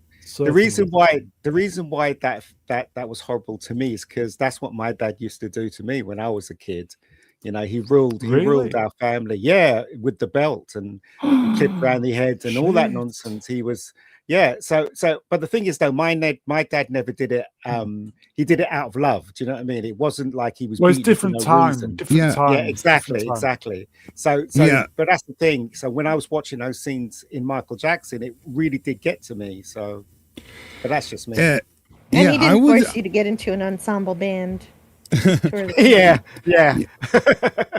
I would contend this movie is not actually a nothing burger. It approaches some very interesting subjects and it handles them rather delicately. Now, mind you, the movie stops around the bad era, so it's before all of the worst allegations have come out. But it does address the abuse, and it also presents the victory of Michael emancipating himself from his father. But at the same time, it kind of shows the dangers of isolating yourself from the people who would protect you. And you got to see how everybody else used him and took advantage of him. And that was probably not to his benefit. There's a lot going on in this movie. There you go. Side feet legend numbers range, my friend. My dad used to chase me with a bit of cane and a horsewhip. Good times. Yeah, for a biopic, this one is more interesting than most, obviously, because of its success. Biopic. But the best thing about this film, though, is the guy who plays Michael Jackson. He got it spot on. And the little kid that played little Michael Jackson, they both got it spot on. There was one scene, I've said this before, there was one scene in it where he was trying to look for a manager, and he was sitting near the table. And the first time I saw it with my mum, because my mum loves stuff like this. My mum leant over to me and she said, "So did he make this film before he died?" And I was like, "No, Mum, this is an actor. He looks so much like Michael Jackson in that scene." Well, They did actually blend his face into Michael's with concert footage for some of the scenes, but it also shows what a weird person Michael was and the effect that his upbringing had on him. And at the same time, it showed how competent and professional he was in a studio. And then as soon as you pull him out of that environment, he's like a child who doesn't know how to navigate the world. Here you go. Fat Lobber, blah, blah, blah, blah, blah, numbers eventual spot. The kid was exceptional. That's what Michael said also. Yeah, it's almost like you don't want to talk about how substantial this movie is. Like, no, it was. This is a really good movie. Yeah, that little kid was amazing, absolutely amazing. Sorry, go on, Jill. Somebody in the chat said Janet's not in it. Does that hurt? She's not in it. She's not even mentioned in the film. Yeah, it's weird. She's not there at all. At all. Yeah. Okay, let's do a quick sidestep then. Highest growing biopics, or is it biopics ever?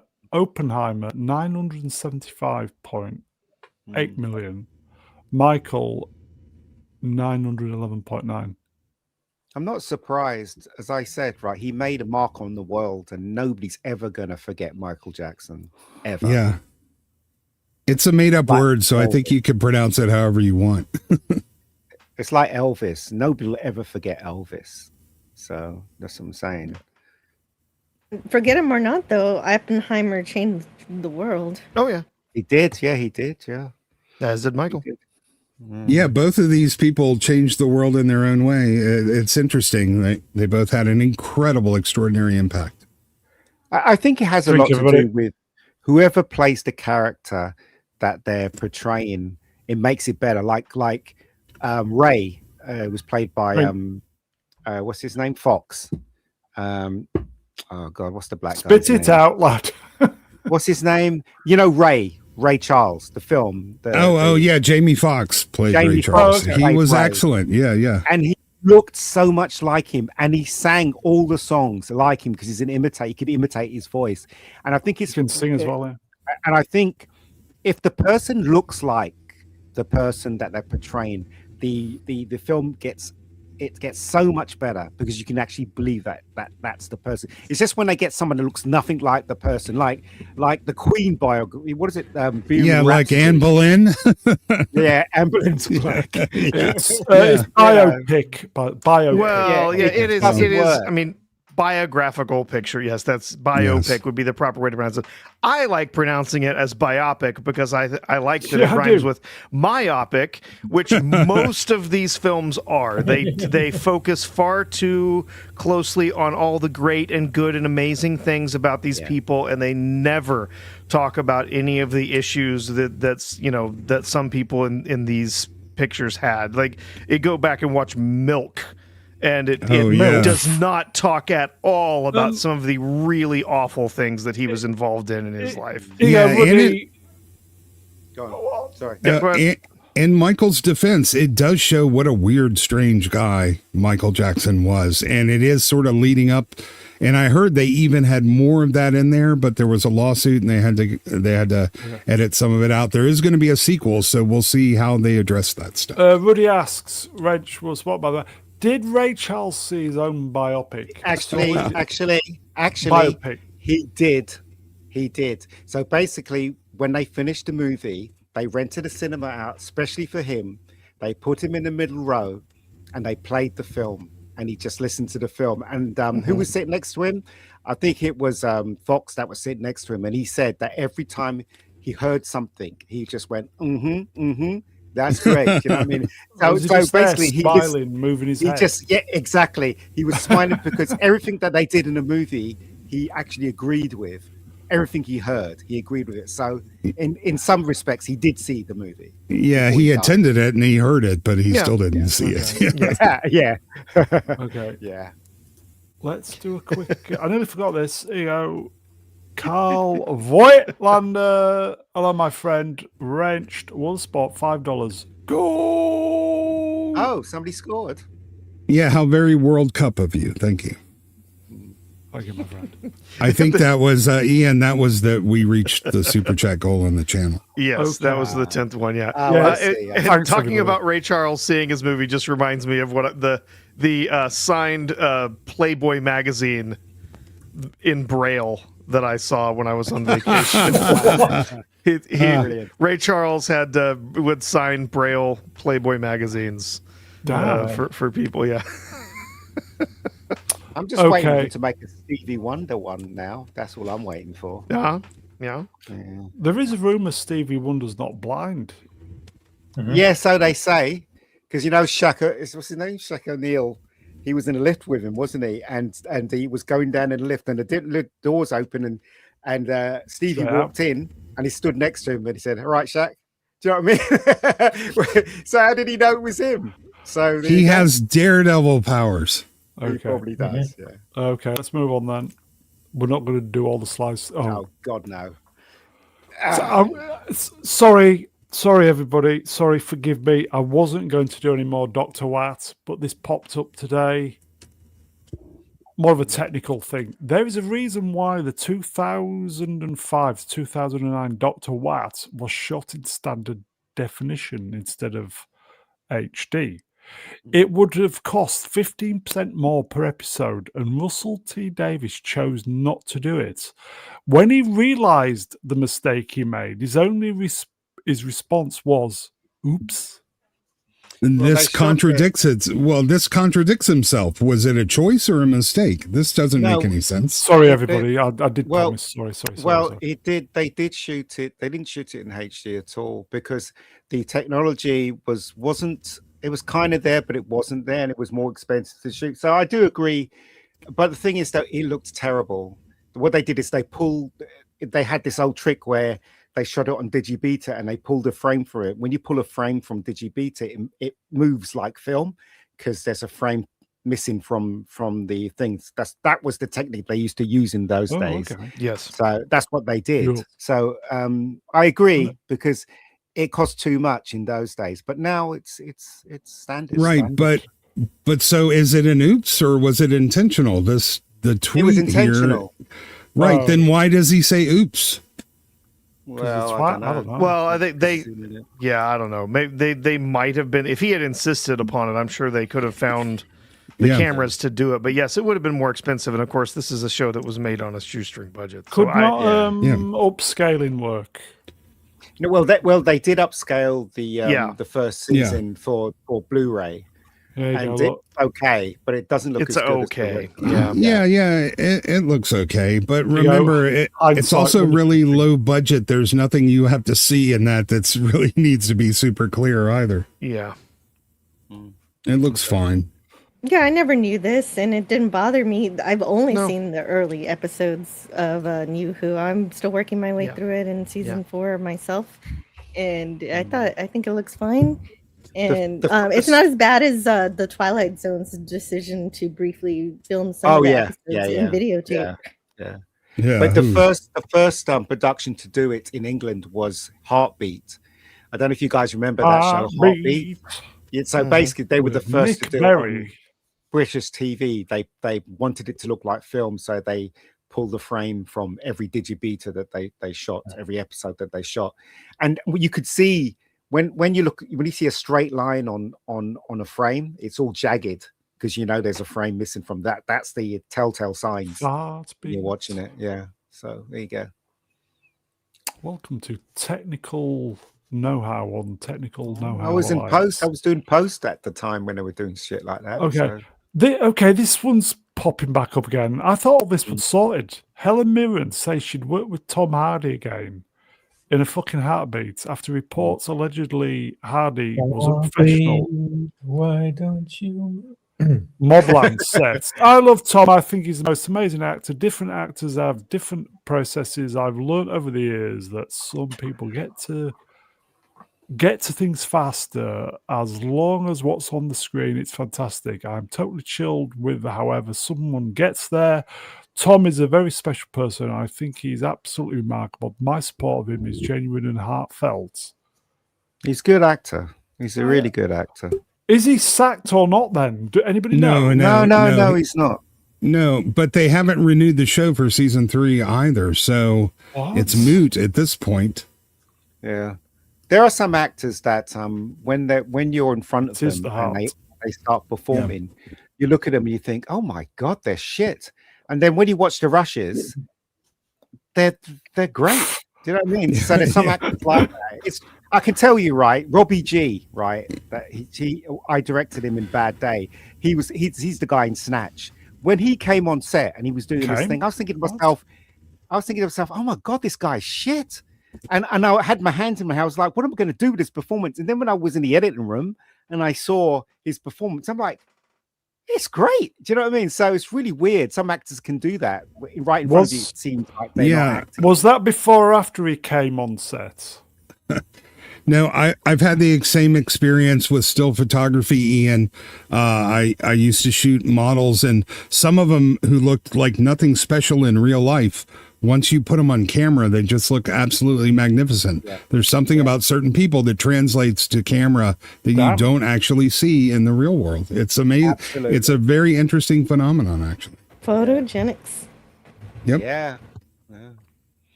Do we know if Mobland season 2's in the can? I thought it was. Yeah, it's in the can. That's why I'm saying none of this matters until they renew season 3. But originally it was intended to be a 2-season story, and I don't know if we want them to extend it after they conclude the storyline. Popular it is, yes. Yeah.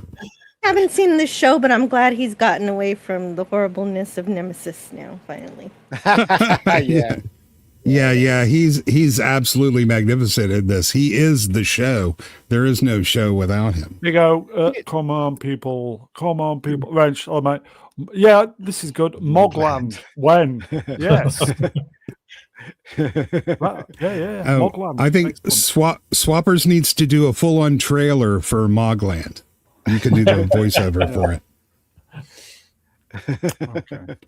Yeah. Shall we move on then? We're not going to finish all the stuff tonight.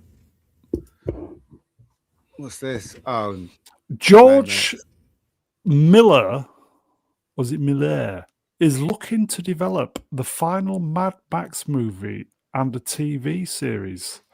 Amazon, Universal, and Sony are interested in acquiring the rights. Oh, don't do it, George. Yeah, don't I'm sure they are. So, which character besides Mad Max is this movie going to be about? Furiosa, of course, right? No, they did that one. They needed another character that's not Mad Max to make this movie about. It's this one he's going to make. It's got to be Mel Gibson. It has to be Mel Gibson. It really does. Oh. Bring Mel Gibson back. He's old. He's an old Max. Go from there. If you have anyone else playing Max, it's not going to be Mad Max. It really. They're going to take the little kid in Road Warrior and show his journey into becoming Supergirl. It'll be fun. Would they make an old man Max? Probably not. Would I watch that? Yes. I would. They should. I would watch old man Max, but they're not going to make it. They're not going to make it. It's not going to I reckon he should, because as I said, when Tom Hardy was Max, I didn't accept it at all when I was watching. I was thinking, this is not Mad Max. Do you know what I mean? And then they were focusing on the woman more than Max. And then we didn't even get a sequel to Mad Max. Yeah. It was Furiosa, whatever her name is. I'm like, what is this? Yeah. You know, as much of a hard time I give Harrison Ford for being a cranky son of a bitch, I get why he wanted them to kill Han Solo early on, because if they didn't, they'll just constantly drag it out and pull it out and try to squeeze more cash from it. And that's exactly, hell, they do that when they kill a character, the Emperor, Darth Maul. So I get that. Could they not bring Mel Gibson back for the last movie? That's what we're saying. Old man Mad Max. Bring they should, but they probably won't. Hollywood does not like. Sorry, folks. Oh, yeah, Hollywood doesn't like Mel. I don't think they'll do it. Yeah, but it's a bill guaranteed in the bank, isn't it? Yeah, but that's not money. Does not trump their ideology, and Mel is a Christian. They hate that. George Miller has to take the stick out of his arse and get Mel Gibson. That's what he has to do. We all do. He needs to do it. He needs to do it. We all do, I think. Okay. Anything to add? Anybody else? This is another director, an old director. He's pretty elderly, George right? Miller. Yeah. But But I guess it would be nice for him to finish off his own series, but it doesn't sound like you guys are very optimistic about it being actually about We're Batman. optimistic about nothing these days. Here you go, Manuel Grell, numbers, hello, Manny, Beyond the Retirement Home. Yeah, the Road Warrior series isn't one that calls for a conclusion, in my opinion. I think they've explored it quite enough. It'd be really nice because the last time we saw Max, that was the third one when he was at Thunderdome, and I kind of liked that one. It We wasn't don't great, need but I another still liked it. hero. But I still think, right, because he literally just drove off or went off at the end of the Thunderdome. So I get the impression that Mad Max is refusing to be part of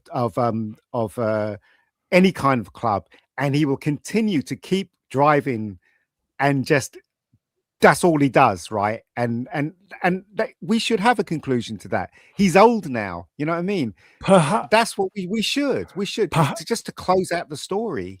Perhaps he left because his planet needed him. Shall we move on? Planet? What are you talking about? Moving on. No, that was a good joke, but anyway, fell dead. Sorry, folks. What's this? Jason Fuchs, does he? It's Welcome to Derry will mine writing. That doesn't make sense, does it? He's writing the script for the new Transformers movie. Jason Fuchs. Well, what more can he do with the Transformers movie, though? What more can he do with it? All right, so a car changes into a robot and have a fight. Car changes into a robot, have a fight. Helicopter changes a robot, has a fight. I'm in. You know what I mean? It's like the same story. Yes, I'm in. Thank you. I don't know. As long as they keep making money, they're going to pull it out. Like, that's just how it is. Yeah. Pull it out? What? What? As you're into Transformers, what do you think? Yes, no. I wasn't into Transformers. I'm not into this shite. If it's got a Michael Bay attached to it, I don't care. They've all been crap as far as I'm concerned. Even the first one, they're garbage. The first one was passable. You can't watch it repeatedly. It gets annoying. And all the other films, I almost walked out of the second one, and I never bothered watching any of the others. They were just insulting to the audience's intelligence. You didn't They're a bunch of garbage on the screen. Cinematically, they're crap. Michael Bay's just doing it for a paycheck. It's going to tank the franchise even harder. The only reason why they got Bay back is because the last one without him didn't work properly, failed at the box office, and it wasn't very good. So they're panicking. They think, well, what should we do? Oh, get Michael Bay back because he made some ones that made money. He's like, they're just idiots. They're absolutely idiots. I have no idea what they're doing with this franchise whatsoever. I don't care who's writing it. It'll be garbage. Mine writing. What is mine writing? Is that a typo? Don't know. It's a typo, I think. Yeah, I think it's a typo. I'm not going to sleep tonight not knowing what that is. Okay. So this whole thing is supposed to get guys to buy toys. Who wants toys of any of these things? Exactly. No. Yeah, these movies are slop. 50-year-old men want to buy those toys. That rules me out then. Okay. Well, no, the 50-year-old men were there at the start in the 1980s. They're still buying the 1980s toys. They're not buying any of this shit. Yeah. Yeah, that's true. But the point is, these were kids' things to get kids to buy toys, and kids don't buy toys anymore. They buy iPads. Yeah, that's right. And PlayStations. Next. Ooh. Amazon isn't releasing Project Hail Mary on Prime Video for its streaming premiere, and the reason why has been revealed in a new report. Wow. Different movies in the Amazon MGM verse go through different green light models, i.e. Project Hail Mary went through full windows, including PVOD and MGM Plus being the pay one. Wait a moment, that's not true, because I just saw Project Hail Mary on Amazon Video yesterday. Did you pay for it though, or was I saw. I didn't watch it. I saw it. It was with the other films. Let me see if I can find it again. No, it's available there in video on demand. It's not going to be there on streaming. Yeah, Oh, you I can pay see. for it, but Yeah, you're it's not not going to gonna be be- able to stream it. Yeah, you won't be able to stream it there. A part of your prescription Right away. Yeah. Right subscription? away. You'll be Yeah. able to Prescription. eventually, it will eventually come to Prime Yeah. Video, I'm certain. But they're saying, there's some sort of deal the way that was greenlit. It's going to be on MGM Plus instead, which is a service that absolutely nobody subscribes to. Yeah, nobody's got it. Unless you want to add it as part of one of your channels in Amazon Prime, Yeah. and then you can watch it. Yeah, because that's just what the world needs, another fucking streaming service. There Thank you you. go. I see. Okay. Because that Hope everybody gets the free trial and cancels it immediately after watching the movie.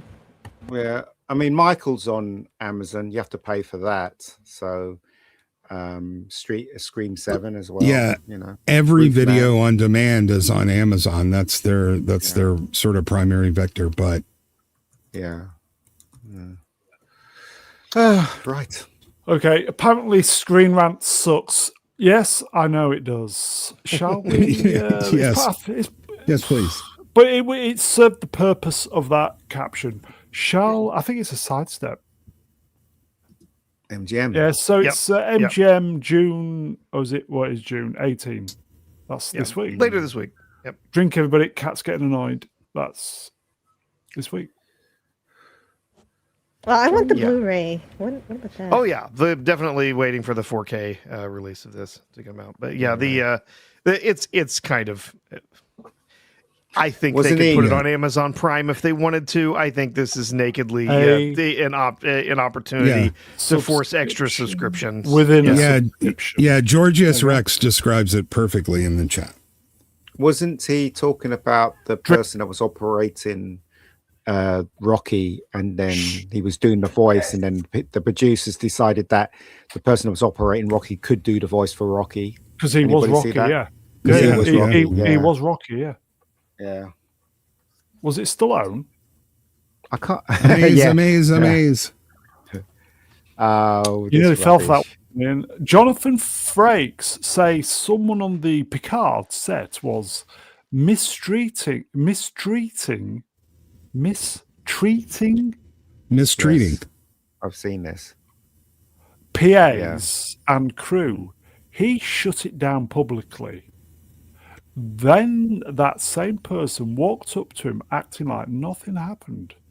We don't behave that way on this show. He never named him. Who do you think it was? Kurtzman, obviously. No, Well, it's- good for Jonathan. yeah. I mean, Jonathan, he's making himself out to be a good guy, but I know people that's worked with him, and they say he was a bit of an asshole. There you go. So who knows what the truth is? Who knows? It's funny because he was on that guy who played Lex Luthor in the TV show. He was on that show. And that's where Michael he said it. Rosenbaum. Oh, Yeah, yeah, that's it was where he I said saw a it. bit of that. Yeah, I saw a bit Yeah. of that. Yeah. Yeah. So there you go. But again, right? You can never, when somebody tells a story or something's on the internet, there's always a story behind the story, always. So you can never take it at face value what people say. Yeah, these days. especially Fandom Pulse. So Yeah, I know they make stuff up. Jill, any thoughts on this?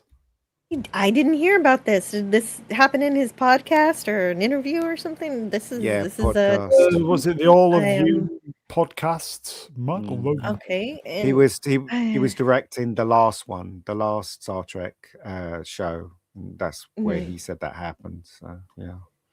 Well, yeah, I'd definitely be revealing if it is Kurtzman, but who? I would have to know who he's talking about. I hope that this mystery can be solved, because that's interesting to know as history. Because I can't wait until Kurtzman Trek is just nothing but a footnote hiccup in Star Trek history, and we can move on. Yeah.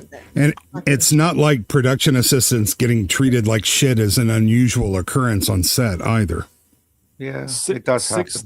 60th anniversary of no Star Trek. Cheers, by the way. 60th anniversary of Star Trek, and nothing is in production. But you know what, That's a right? great You mercy. can't. Yes, it is. You can't do that stuff on a low budget film, because you know that if that person walks, that there's a hole right there in your crew. So everybody has to be respectful to each other when you're making a low budget film. It's just when you're on these huge budgets where you can afford to lose someone and replace them within the day. They can afford to talk to people like shit. Do you know what I mean? Is the Picard still on the right there? This scene from where he was in the office with the Admiral. The sheer fucking hubris. It is, isn't it? But he was talking about him. He was talking about Patrick as well. He said one day Patrick came in and he was pissed, and nobody knew what he was pissed about. And he just left the set and went into his trailer, and they asked into Frank, his shuttlecraft. What do you do? And he said, I've worked with him for 25 years. He just let him calm down and then knock on the thing, and he comes out and he's all right. Do you know what I mean? So he was just trying to explain that, when people get angry because they've worked with each other for so long, they just know when to step back and let them, and then they're okay. I'm stepping back as we speak. Okay. Yeah. Well, remember, Patrick Stewart wasn't originally supposed to be a character on The Next Generation. It was all supposed to be Riker. So in some way, Jean-Luc stole a bit of Riker's thunder there. Because here you go. Ronnie's right. 22. Iron. Kurtzman being fired is the 60th anniversary present. Yep. I'll take that as my 60th celebration if they just announce that official. He's gone and they're gonna take everything he made and just put it off in some different universe somewhere where we never have to hear it again. Do you know what, guys? Is it just me? Yes. Right. Let me just explain. Right. You know when they say, oh, we caught this serial killer, and they show a picture of the serial killer, and you see his face, and you think, yeah, I can see he's a serial killer. When you look at Kurtzman, right? I'm not saying that Kurtzman looks like a serial killer. Personal insults on Mega Geek I'm just Live. saying that Kurtzman looks like an idiot. Do you know what I mean? If somebody told me that this guy was running Star Trek, I would look at it and think, no, this guy can't write. There's something about when people do stupid things and then you see what they look like. They match the stupid things. Do you get what I'm saying? Yeah, but I see him more as the Scott Mills Schofield type. All right, allegedly. Okay, let's move on. Allegedly. Serial franchise killer. Oh, who saw this then? Full-size Trojan horse for the Odyssey has been placed on Venice Beach. Yeah, that was a few weeks ago. I tweeted about it then. Because when I think the Odyssey, I think Venice Beach, California. Yeah, sure. Okay, there you go. Fitting a lot of soldiers inside that thing. Yeah, but that's been a point of contention. The horse has been well described as all four legs on the floor, flat with the men hidden inside the belly. This is not very practical for sneaking in a bunch of soldiers. Or for wheeling it in. Oh, but they wanted the visuals. He wanted Yes, amazing Yes. visuals. That's why it's also, in the film that it's half buried in the sand and a bunch of the soldiers are fighting to stay above water so they don't drown. And it's nonsense. So he strives for accuracy until he doesn't. He doesn't. Yeah. I think Ex Flavius has the answer. Does it have a popcorn in its chest? That's probably what this is. In its marsupial pouch. Well, it's not it's female, isn't it? It's obviously not a male.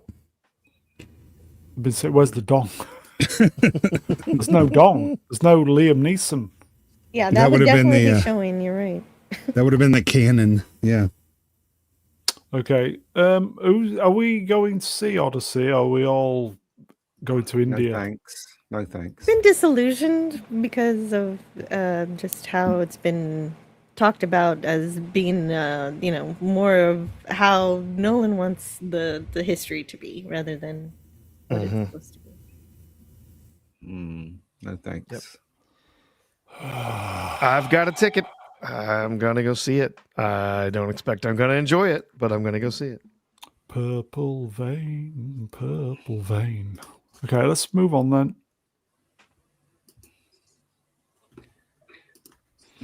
Coming to Blu-ray, what? He-Man and the Masters of the Universe 2002. The complete series. Okay. Can we move along? Swappers. There were some people who enjoyed this one. I never saw the 2002 series. I saw a couple episodes. Was of any it. good?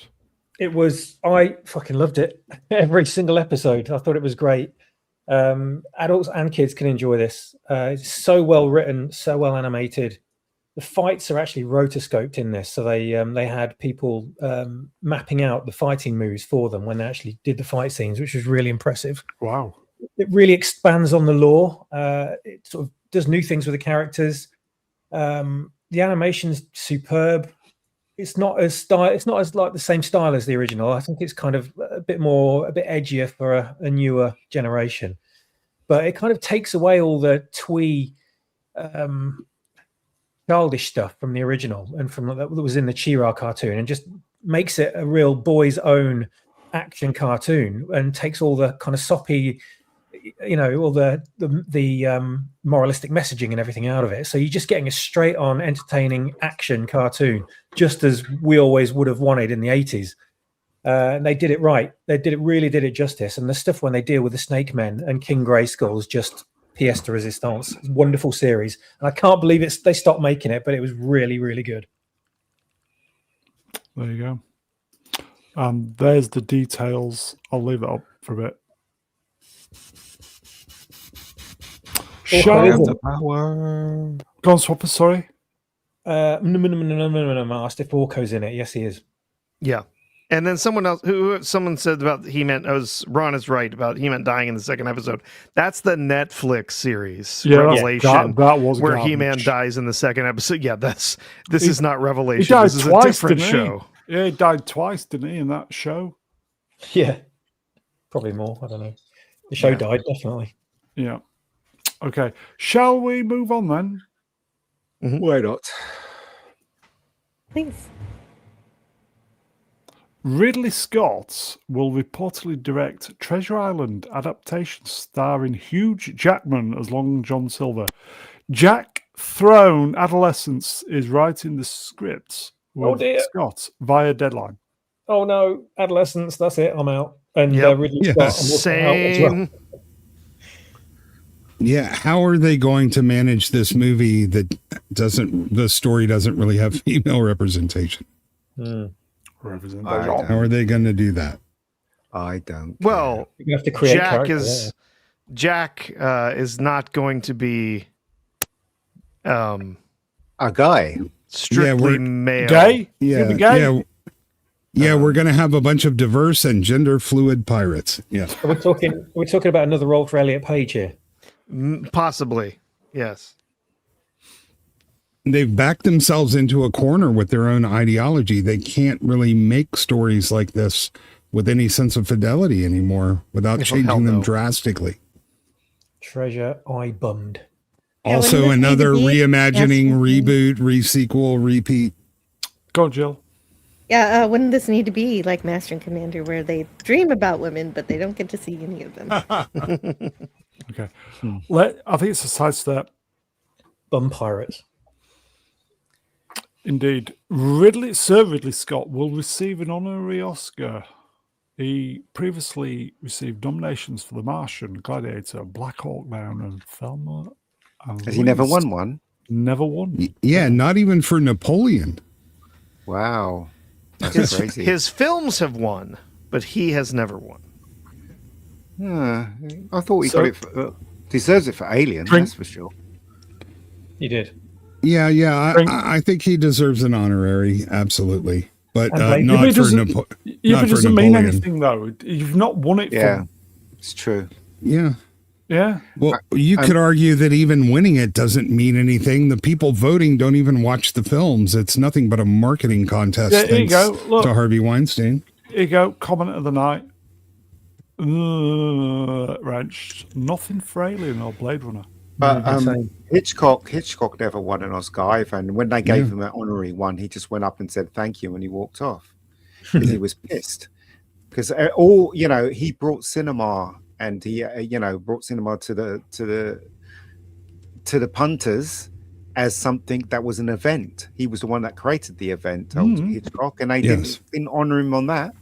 And they gave him one because they felt bad about. Yeah, exactly. And Hitchcock was like, "Thank you." Stuff up their ass. Yeah, and just yeah. Fine. So and now, So Alien won for visual effects. Thelma and Louise won screenplay. Gladiator won Best Picture, Best Actor, stuff like that. But yeah, he has never won one as a director or anything like that. Yeah.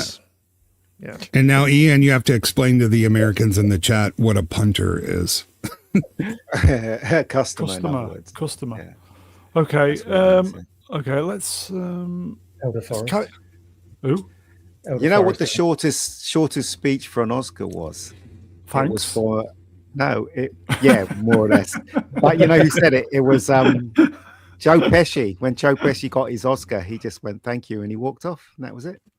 He didn't say anything. That's all he said. There you go. Should be Daisy Ridley. Okay. It's a kind of a sidestep. Daisy There's Ridley. there's a point. Okay. Floyd Norman will receive an honorary. Is it a honorary or it's an honorary. Yeah, just never H honorary Oscar. He was the first black animator at Disney and had a 65-year run at the studio working on such films as Sleeping Beauty, The Jungle Book, Mulan, and Toy Story 2. But why? Why give him an Oscar? Because he did his job. And there are hundreds of people that went through Disney and animated. Black people, white people, majority of them. Why are they singling this guy out? This is virtue signaling. Animators never win Oscars because it's such a collaborative team effort. But of course, he wins one because he's black. Yeah, exactly. This is exactly why. Yeah, it's virtue signaling. Ridiculous. This is ridiculous. Absolutely. If I was him, I would go, no, fuck you. Is it? Do you know what I mean? Still alive? Well, Floyd Norman. Yeah, I guess. Anybody know? Is he still alive? Anybody? I don't know. Don't know. Is it posthumous then? If he is, It's just really annoying. He is still alive. Yes. Why give him one? Because of his color of his skin. I mean, that's okay. So going to give him one when he's probably out of work now. Well, I assume he's retired 65 years, for God's sake. I mean, all right, congratulations, sir, and all that, but do you really deserve it? That's the question. Well, couldn't they have given him one when he was working? Manuel Grail in the chat. It's dead Is there on. a chance he's done more than animation and this tweet doesn't explain everything? I really don't know much about it. Maybe. Yeah, I don't know. Maybe. Best animator who looked like Urkel. Apparently, Toy Story 5, is it 5? Is meant to be really good. Apparently, I know someone had seen it and he said it was good. Yeah, apparently it was good. What? I don't know about that. I was not expecting that. Yeah, nor was I. What? That's a bombshell. Yeah. Toy Story 5's good. What? Yeah, apparently so. We'll find out though. That is the early buzz that it is actually a return to form, and that it is absolutely a Jesse-centric movie, but it does have a lot of the other characters in it, and that they're not just forgotten about, and that actually the story is very well told. So that's the early buzz. Yeah. Alan Ng, Film Thread, he very much said this was a good film. So he's seen it, has he? Yeah. Mm-hmm. Floyd Norman has a rather extensive Wikipedia entry. It looks like he's only been an animator and a layout artist and an art director. So yeah, okay. But if you good solid work. There have been other people that have received similar Oscars to this. They've received honorary Oscars. Hayao Miyazaki is one. Chuck Jones is another. But they were way more than just someone who was an animator behind the scenes for 70 years. Yeah, they were creators, producers, and they led the show. Hayao Miyazaki was far more than just one animator in a studio for 60 years. And Chuck Jones created all that stuff. Yes. You know what, right? That guy looks like me when I was 12. He looks like me when I was 12. And on that bombshell, let's move on then. House. Yeah, so this Hugh Laurie is still a fierce defender of House, even more.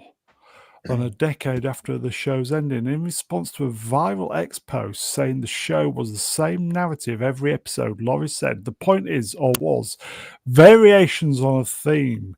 If all you see is hospital, medical, blah, blah, blah, then it wasn't meant for you. Nonetheless, I was looking forward to your first novel." Who was the one that said that, though? Some clever woman on X. I'm a huge fan of House. I even now still watch House. I think House is an amazing TV show. It really is fantastic. And I He think apologized. Hugh Laurie was the one that made that show work. If he wasn't in it, the show wouldn't have worked at all. Yeah, House was about the watching House clips earlier this morning. Yeah, it's about the characters and life at the hospital and their interactions. It wasn't just about the medical mystery of the week. Well, what it really was Sherlock Holmes. That's basically what it was. Yeah. So if you look at it carefully, yeah. Sorry, carry on. Yeah, Jill. Yeah, no, it actually is. No, I and you figure that out naturally, and it's not a bad thing for a show to have a format. And you know, everybody makes fun of the joke. It's not lupus, and then it was lupus. Yeah, lupus joke. Yeah. Well, there's a reason procedurals are still the most successful shows on streaming. Basically, they win it. They take it away every time. Also, right, I've been watching it recently, and there's stuff they do that they'll never get away with today. Like he'd always take the piss out of Cuddy and her tits and her ass. You know what I mean? They'll never get away with that today. Never get away with that today. Yeah, that's the humor and the charm of the show, though. Like I said, it's about how everybody interacted in relationships. It's not. But he's right. Is if all you saw was hospital, blah blah blah, the show wasn't for you. That is true. Yeah. Yeah, he had a pop at the person who had a go at him, and then he backed down and apologized. Guys, that part's fun. Yeah. I love all the CGI when that happens. Yeah. It's fun going into that. Now, House does make more mistakes than Sherlock Holmes, and he doesn't do as good at drugs, but otherwise, you're right. It is a Sherlock Holmes story. It is. Basically, his partner is called, was it Wilson? Which is, you know, Dr. Wilson. So that's what I'm saying. So it is. And also, right, it's I can't tell you how much joy House gave. Like, I remember my friend was saying to me, American shows are rubbish at that moment in time. And I was like, all right, compare House to to Casualty. Casualty's crap compared to House. And he total shit. I didn't know he wasn't American for a while. House would be a download on the high seas first thing.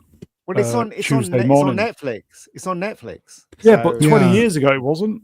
No, it wasn't. No, and one of the best lines in it is when what is it? So Foreman says there's somebody sick in the office, and he had to find out who was causing it, and he says let's go hunting, and Foreman says what are we hunting for?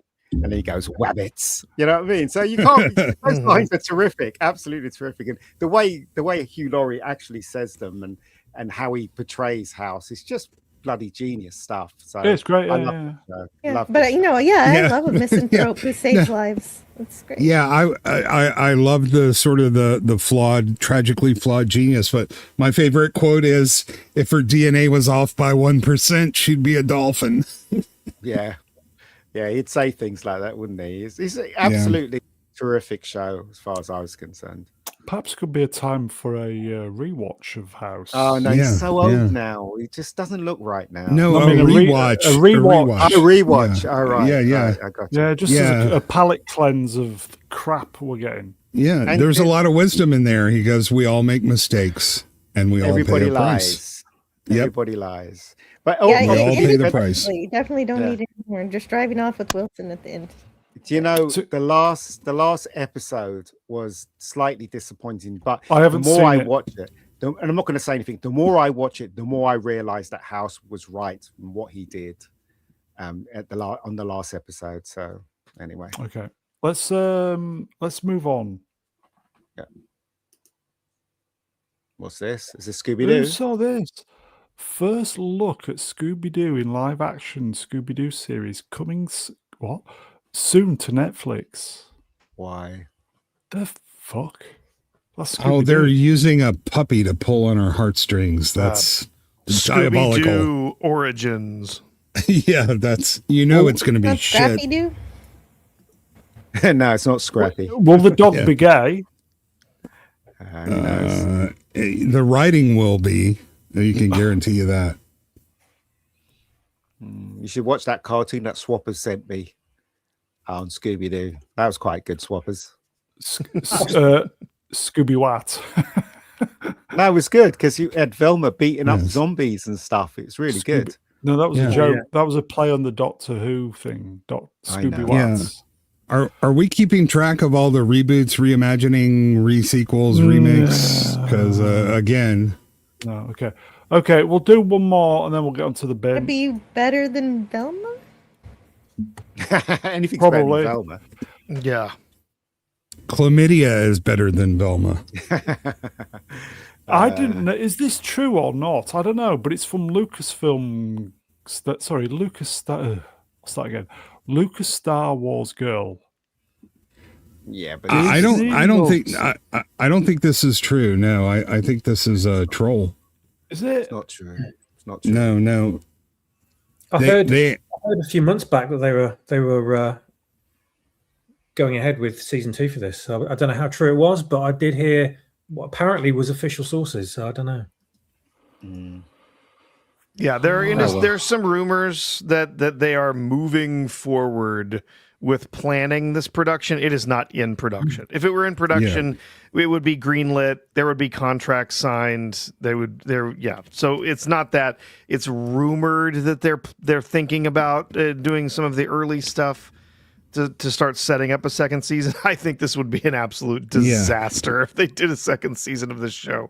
yeah, But they have everything not. Disney TV or Star Wars TV has been a disaster eventually. So Yeah, they have not ordered it. They have not even talked about it. What's going on is Ewan McGregor and some of the fans are sort of expressing a strong desire, and they keep putting these little tidbits out there. But Disney has officially done exactly nothing as far as a second season of this.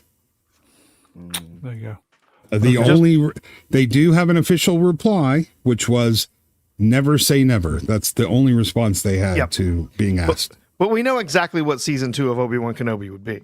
Just like all of these other shows that Disney makes that they name after a character, it's going to be about someone other than the character who the show's named after. It's No. I'd say it's just going to be Reva. It's going to be a show about Reva. They'll find a way of putting her back in it. You're right, absolutely. And they'll have another rematch between Obi-Wan and Darth Vader again. See, I was going to say Return of the Trench Coats and Cartoon Man straight in more trench coats. Yeah. Return of the Trench Coat. You'd watch that, wouldn't you? Yeah, this is all people trying to will something into existence. But and I don't see it happening. That's what Will Kathleen they bring Kennedy back did, didn't she? Calculon and Wade, though? If they did, there would at least be a reason to watch it. This is what Kathleen Kennedy tried with that Star Wars Celebration a few years ago when she wheeled out Daisy Ridley and Charlene O'Bade-Chinoy to talk about a movie that wasn't even in production. And then where is it now? It's supposed to have at least been not getting made. Something seen of it by now, 3 years on, but not even a whisper. Chocolate whisper. Yeah, who's going to play teenage Leia helping guide Reva into her power? Oh my god! Okay, Okay, Okay. Shall we? We're not going to get the slides on. Shall we? It took far too long on Disclosure Day. Shall we do it anyway? Do a couple more. Come on. Yeah, we'll do a couple more. Don't worry. Okay, I'm just seeing what we can go to. Who saw this? Ben Schneider's GoFundMe for Brian Mansell's loss to bricks and minifigs? Yes. Theft has been restored due to public outrage. What's the story? This is to do with Lego, isn't it? Yeah, this is it would take 6 hours to get you up to speed. But basically, a guy with one of the world's largest Star Wars Lego collections got sick, and his son decided to sell it to pay for his medical bills. And the company kind of changed hands, and then they claimed, we don't know anything about your Legos. And for a year and a half, the guy was trying to get his Legos back, and he threatened to sue him. And they said, you just try. You'll spend more on a lawsuit than you would have ever gotten from those Legos. So you can go fuck yourself. And then a crazy YouTuber named Reckless Ben decided to go on a crusade to get him his money or his Legos back, started making some crazy and not necessarily accurate videos about the situation. None of the parties involved here have comported themselves admirably, except for the actual guy who was the victim of theft. But it has been a crazy story. People keep asking for Lego to have some sort of part in this and for them to respond to it. Their only response is, we are not affiliated with Bricks and Minifigs. Yeah, they are an we're independent entity and we are not involved in their company. Yeah, we are staying the hell out of it. But the Bricks and Minifigs company has endured massively bad publicity because of this. Because like this, they are not only trying to keep the money, they are going after every cent this YouTuber made. They say, his, what is it called? Ill-gotten, or his gains. So when they set up a GoFundMe to pay the guy so he can pay for his father's medical bills, they filed a court order to try to take it down. Bricks and Minifigs Corporate is going after every cent that was made, they claim, on their defamation. Oh, they have to, because they know that their entire business is dead. Bricks and Minifigs will not exist 2 years from now. It will be gone. I might not get official justice, but justice of the people, I guess. Well, by their pocketbooks. Actually, the state of Utah has come together and they've demanded that their leaders investigate the alleged police corruption and judicial misbehavior that's been involved in this. Mm-hmm. All of the guys that own this company and the stores, they're all like in a tight-knit community with the police and the judges. They got the YouTuber arrested. They're filing RICO charges against him. He's got some upcoming court dates. There are allegations of extensive police corruption and cronyism. And now the people are saying, allegedly, but the people are demanding that the state of Utah and the federal government investigate this. So this isn't working out well for the bad guys in this. The most important thing, of course, is that guy gets the money that he...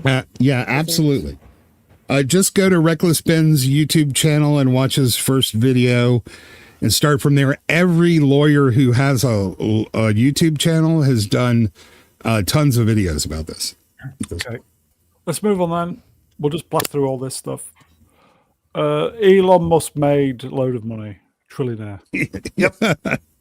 He's not the first trillionaire in history. Someone doesn't know about the 13 hidden families, the Rothschilds and the Rockefellers, obviously. There was also a guy who, back in the 14th century, I can't remember exactly what the date was, but that was claimed to have been a trillionaire. He had a lot of was it Mansa Musa? Was that the guy's name? But he got his money through owning a lot of people. And we've had a lot of Italian trillionaires. If you're counting in lira, it's pretty easy to be a trillionaire, man. True. Yeah. Okay. Genghis Khan and Alexander the Great owned half a continent. I'm sure they can. Yeah. Who saw this today? I don't want to be on a bit of a... Sorry, wrong one. Wait. Very professional. Wait. This popped up on the feed this morning. Who saw this? Bit of a downer, this. Sorry, folks. A woman has died after being thrown from a rope jump platform in Brazil without a safety line attached. 3 people remained under investigation after 6 were initially arrested following the incident. Did you see the video? Yeah, I saw. Well, one, do not watch the video. Don't watch it. Please don't. But it wasn't a safety line. They threw her off the bridge without her bungee. Yeah, the bungee was not clipped on. Yeah, and I don't know how this happened. And then when they realized what they did, they all kind of scattered. I saw this Saturday night. It's awful. Don't watch it. This was a horrible thing. Well, they had this, and then there was a helicopter. 2 helicopters smashed into each other today. in Brazil. That country's rapidly becoming a third world. Yeah, I can only think the guys were high or really drunk or something. Nothing else explains what could have happened. Well, no, just totally lacked responsibility. Wait, you think that the guys running a bungee jump thing in the middle of nowhere might have been high? No. Yeah. Okay. Yeah, the bungee thing was an illegal operation to begin with. It wasn't like it wasn't a legitimate business. Yeah, it was not licensed or anything like that. I mean, this needs to be treated like homicide, right? Absolutely. It should be. Yeah. Really? Or at least negligent homicide. Okay. Is that the same? Is that murder or manslaughter? Probably in between. But like I said, the way this tweet phrased without her safety line, she didn't have any line attached. The main bungee, and then they have safety lines with the bungee. She had nothing attached to her. Oh my God. Getty's comment. Dare I? Ugh. Yeah. Oh, wow. Yeah. That's the cat, by the way. You go to actual, bungee thing here in the U.S. I mean, I don't know what the rules are elsewhere, but you have to have. They have specific types of lines. They have to be multi-stranded, so that if some of the strands start to break, the whole thing doesn't go at once. And then you also have to have a safety line. And in some states, you have to have essentially 2 bungee lines attached to you. The line didn't even look anything substantial. It just looked like a bit of old rubber. But anyway, don't watch the video, folks. It's bad. Disturbing. Yeah. Okay, do this. Who remembers this from the 80s? Wouldn't get away with this now, would they? I posted something like this about 3 or 4 years ago. And no one really batted an eyelid, but I guess nobody cares. Yeah. But certain people. Now this guy Matt Casey decides to post it, and I thought, oh well, it saves me the trouble of redoing it, so I'll retweet it. Is that a candy bar? Yeah, chocolate. It's certainly shaped like it's for girls. I don't understand. It's a Nestle Yorkie. They had an advert, didn't they, on TV with the slogan? It's not for girls. Yeah. They'd never make that advert now, would they? They'd be cancelled in every respect, I think. Yorkie was decent chocolate as well. Oh, yeah. Apparently it wasn't. It was just it was a tongue-in-cheek. It was a good-natured tongue-in-cheek sort of humorous ad that everyone kind of liked. No one cared about really. No one got upset about. But if they released that now, the world would burn down. It was only truck drivers. It kind of makes me think of tricks are for kids. It was only truck drivers who bought the bar as well, who ate the bar. What was the idea behind this? Like, was it too strong or powerful for women? Too high in alcohol content? It was just for men. I mean, they used to have this truck driver. The advert was a truck driver driving, was he, in the middle of the night? Yeah. And then he'd get his Yorkie out and he'll bite it, and then the music and everything. It was the size of the bar. It was a really big bar of chocolate for what it was. Whereas now with inflation, it'd be fucking tiny. But there you go. It'd be wouldn't a giant bar make it even more appropriate for girls? I would think that would be more interesting for the ladies. But I mean, I don't know. It is a little. It's got squared off edges though. It should be more rounded. X Flavius X. But wouldn't it also have like the opposite effect where they say it's not for me, I'm gonna go get this. I mean, there's that kind of marketing. Yeah, you're right. Yeah, it was. Yeah. They should make a completely rounded, smooth version of Yorkie and say this one is for girls. It's got a little switch on it too. Yeah, wouldn't get away with that. Yeah. Happy days. The good and old it buzzes. It goes. Zzz. Good old days when nobody cared. Well, it was back in the days when TV ads were genuinely entertaining and not irritating, and just annoying and a diversity higher woke fest like they are now. Oh, Durkee. Whereas the woman with the handbag and the stop sign could be something totally different now. Mm-hmm. Chocolates are smaller now, aren't they? I brought a Snickers a couple of days ago, and it was tiny compared to shrinkflation. Yeah, they call it shrinkflation. It's part of the overall in-shitification of the consumer experience. Yeah. Oh yeah, yeah. From what I've seen from chocolate bars, anyway, they're all made of rubber now. So Yeah. We bought a piss. cake mix. We bought a cake mix the other day for my son's birthday. We made the cake up, and then we're like, this cake is smaller than it used to be. And we sort of looked at the box and we're like, sure enough, the cake mix is not it's the same size box, but there's less cake mix inside of it. Yeah, I don't know if this happens in the UK, but if you buy something, another thing that's happening, even though the packaging is shrinking, the contents are too. There are a couple of YouTubers, all they do is measure how much you get inside a package. And some of these companies are undercounting by as much as like 25, 30%. So you say you're buying a 10-ounce bag and you're only getting 6.5 ounces. So that's supposed to be illegal, but it happens a lot here. Okay. Get in the bin, everybody. Should we just reveal? This is mainly for the Brits. Who saw this? Comedian Sir Lenny Henry says the rise of the far right release the sausages and modern racism mean we are currently locked in a state of global turmoil ahead of a Liverpool show. What? Lenny Henry loves to lecture people about racism unless he's using it to earn money. There you go. Was this guy ever funny? Yes. When he was on Tiswas, yeah. Okay. No, he was. He had his own show on BBC One. He was very, very popular. He used to get huge ratings for his show. He was incredibly funny when he was in his prime, but for some reason, he's turned into this. Yeah, he wasn't funny on Rings of Power. I'll tell you that. Yeah. He wants the UK to give everybody money for slavery reparations. Didn't he do that movie where he played someone in whiteface? Yes, he did. It was called Identity, something Identity. How True about that? Identity, I think it was called. Yeah. You never get away with that in the other direction, would you?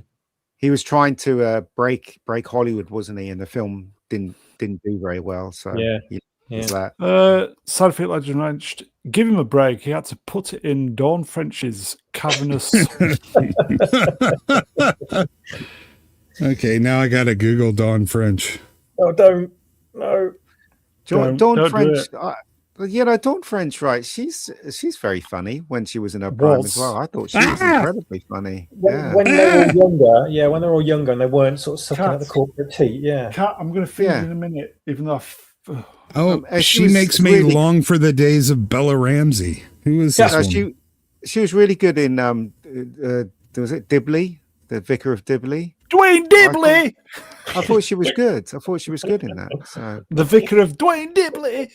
Yeah, I would have watched it if Dwayne Dibley was in it. You know, it was her brother. Yeah. Silence. Oh, I'm going to go silence. Red Dwarf School. Yeah, I should have googled the bungee jump video again. Wow, here you go. rough. Here you go. There you go. You've been burgled. What? I've been burgled. What? I'm confused. You've been burgled, mate, which is never nice. Wrenched. It's cavernous because of him. oh dear. Dwayne Dibley.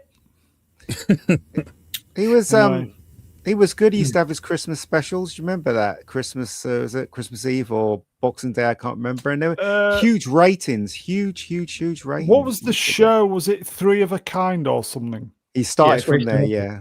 Was it That's Three where of he a got Kind? noticed by the BBC. Yeah. Well, Star Wars used to have its Christmas specials. That didn't mean they were good, but I'll take your word on it that they were. They were. He did. He okay, did Jill, Thriller take care. one Christmas. He did Thriller, and it was really good. Yeah, thanks. Oh, also, See you later. Skydier37 says hello. Bye, guys. See ya. Bye, Jill. Bye, Jill. And she's gone. Okay, shall we? Yeah, Tracy Ullman. Yeah, Tracy Ullman, him, David and Copperfield. he was the only one that didn't make it. Tracy Ullman made it in the States. He made it in England, and then David didn't go anywhere. I will say Tracy Ullman can be very funny. I do like her. It was a decent show, believe it or not. I liked it. But anyway. Yeah, it took me a while to get it. Like I was watching it and I didn't understand it, and then it just sort of clicked, and I started laughing my ass off. So Okay, let's move on then. And family. Finlay. And Finlay. Yeah, we're going to be raiding Wayfarer straight after, folks. Going to auto raid Babylon 5 and Now for a Word and In the Shadows of Zahadum. That's when the shit hits it off too, man. Great That's episode. 7 Yeah. minutes, folks. And Finlay. Oh, sorry. And Finlay. Oh man. Oh, yes. Rest in peace, 2 brother. years since we lost Clobby. R.I.P..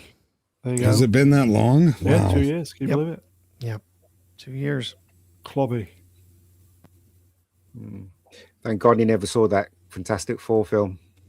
Or Academy. Academy would have killed him if he hadn't already died. Section 31. Yeah. Yeah. Yep.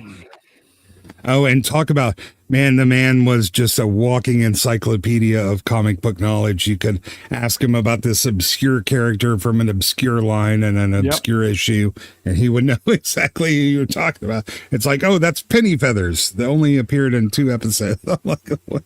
They're issues. He was just one of these. He just kept plugging away on YouTube, and everybody loved him for it.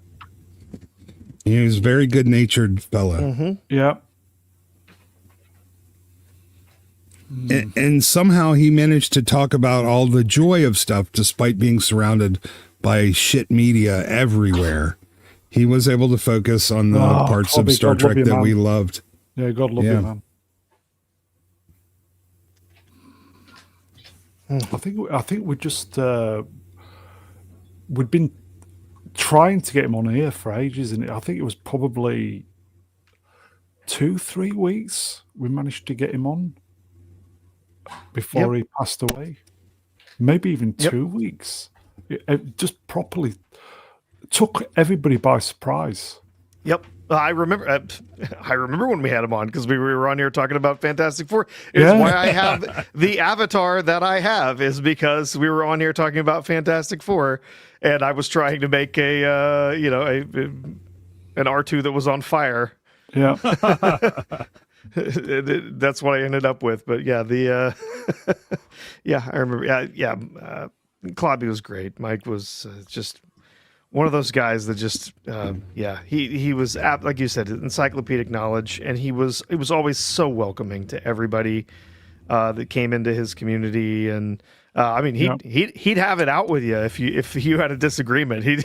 But it was never mean spirited. He would defend his side of things, but he would always bring things back and welcome a lot of people into that audience. So yeah, he was great. And those are great flames, Professor. Did you do that? I need some of those on my truck. Huh? Oh yeah. No, like I said, I was trying to do kind of a Johnny Storm thing where I was supposed to be made of fire, but it did this instead, and it turned into sort of looks like sort of a bitchin' tattoo, or maybe like art on the side of your van or something. So Typing. Anyway, yeah. Okay. Yeah. I think that's it, folks. Rest in peace, Clobby. Yep. 2 years just flown by. Time just goes by, just flies by. Rest in peace, my friend. Agreed. Okay. I think that's it, folks. There is Spielberg. I think we spent a bit too much time on the Spielberg. Sorry, folks. Okay. That is it, folks. Chat, you are wonderful. Thank you for the interaction, the super chats. Thank you for the goal, everybody. Thank you for the super chat goal. Thank you, folks. We will see you next time. It's 12:30 in the UK here. Let's get the guests up. Anti-derivative Jill. Thank you, Mr. Brown. Thank you, Mr. Brown. Cheers, Jill. You're welcome. Mr. Phobos, cheers, my friend. Cheers. I'm looking at swappers. Dare I make it big screen? Oh, cheers. Prattle Cheers. Cat is I know. truly genius. The cat is really annoyed with me. And why is Cheers, that popcorn bucket got a hole in the side of it there? Guess. Cheers, swappers. You can send me that later, mate. That's really good. Cheers, swappers. No worries, Mr. Brown. No worries. Thanks, chat. Prof. Cheers, pal. Oh, cheers. Great to see everybody out there in the chat this evening, and great being with all you here on the panel. Ian, last but by no means least. Cheers, Mega. Yep, no worries. That is it, everybody. We're going to raid Wayfarers talking Babylon 5. Beast up tomorrow. Don't know. Thought it was on last week. Never was. So I don't know. It's all in the air with that. So we will see you probably Wednesday, everybody. Don't know what we're doing yet. We'll think of something. If we don't see you during the week, you know the drill, everybody. Have a great week, everybody. Take care. We're going to Wayfarers.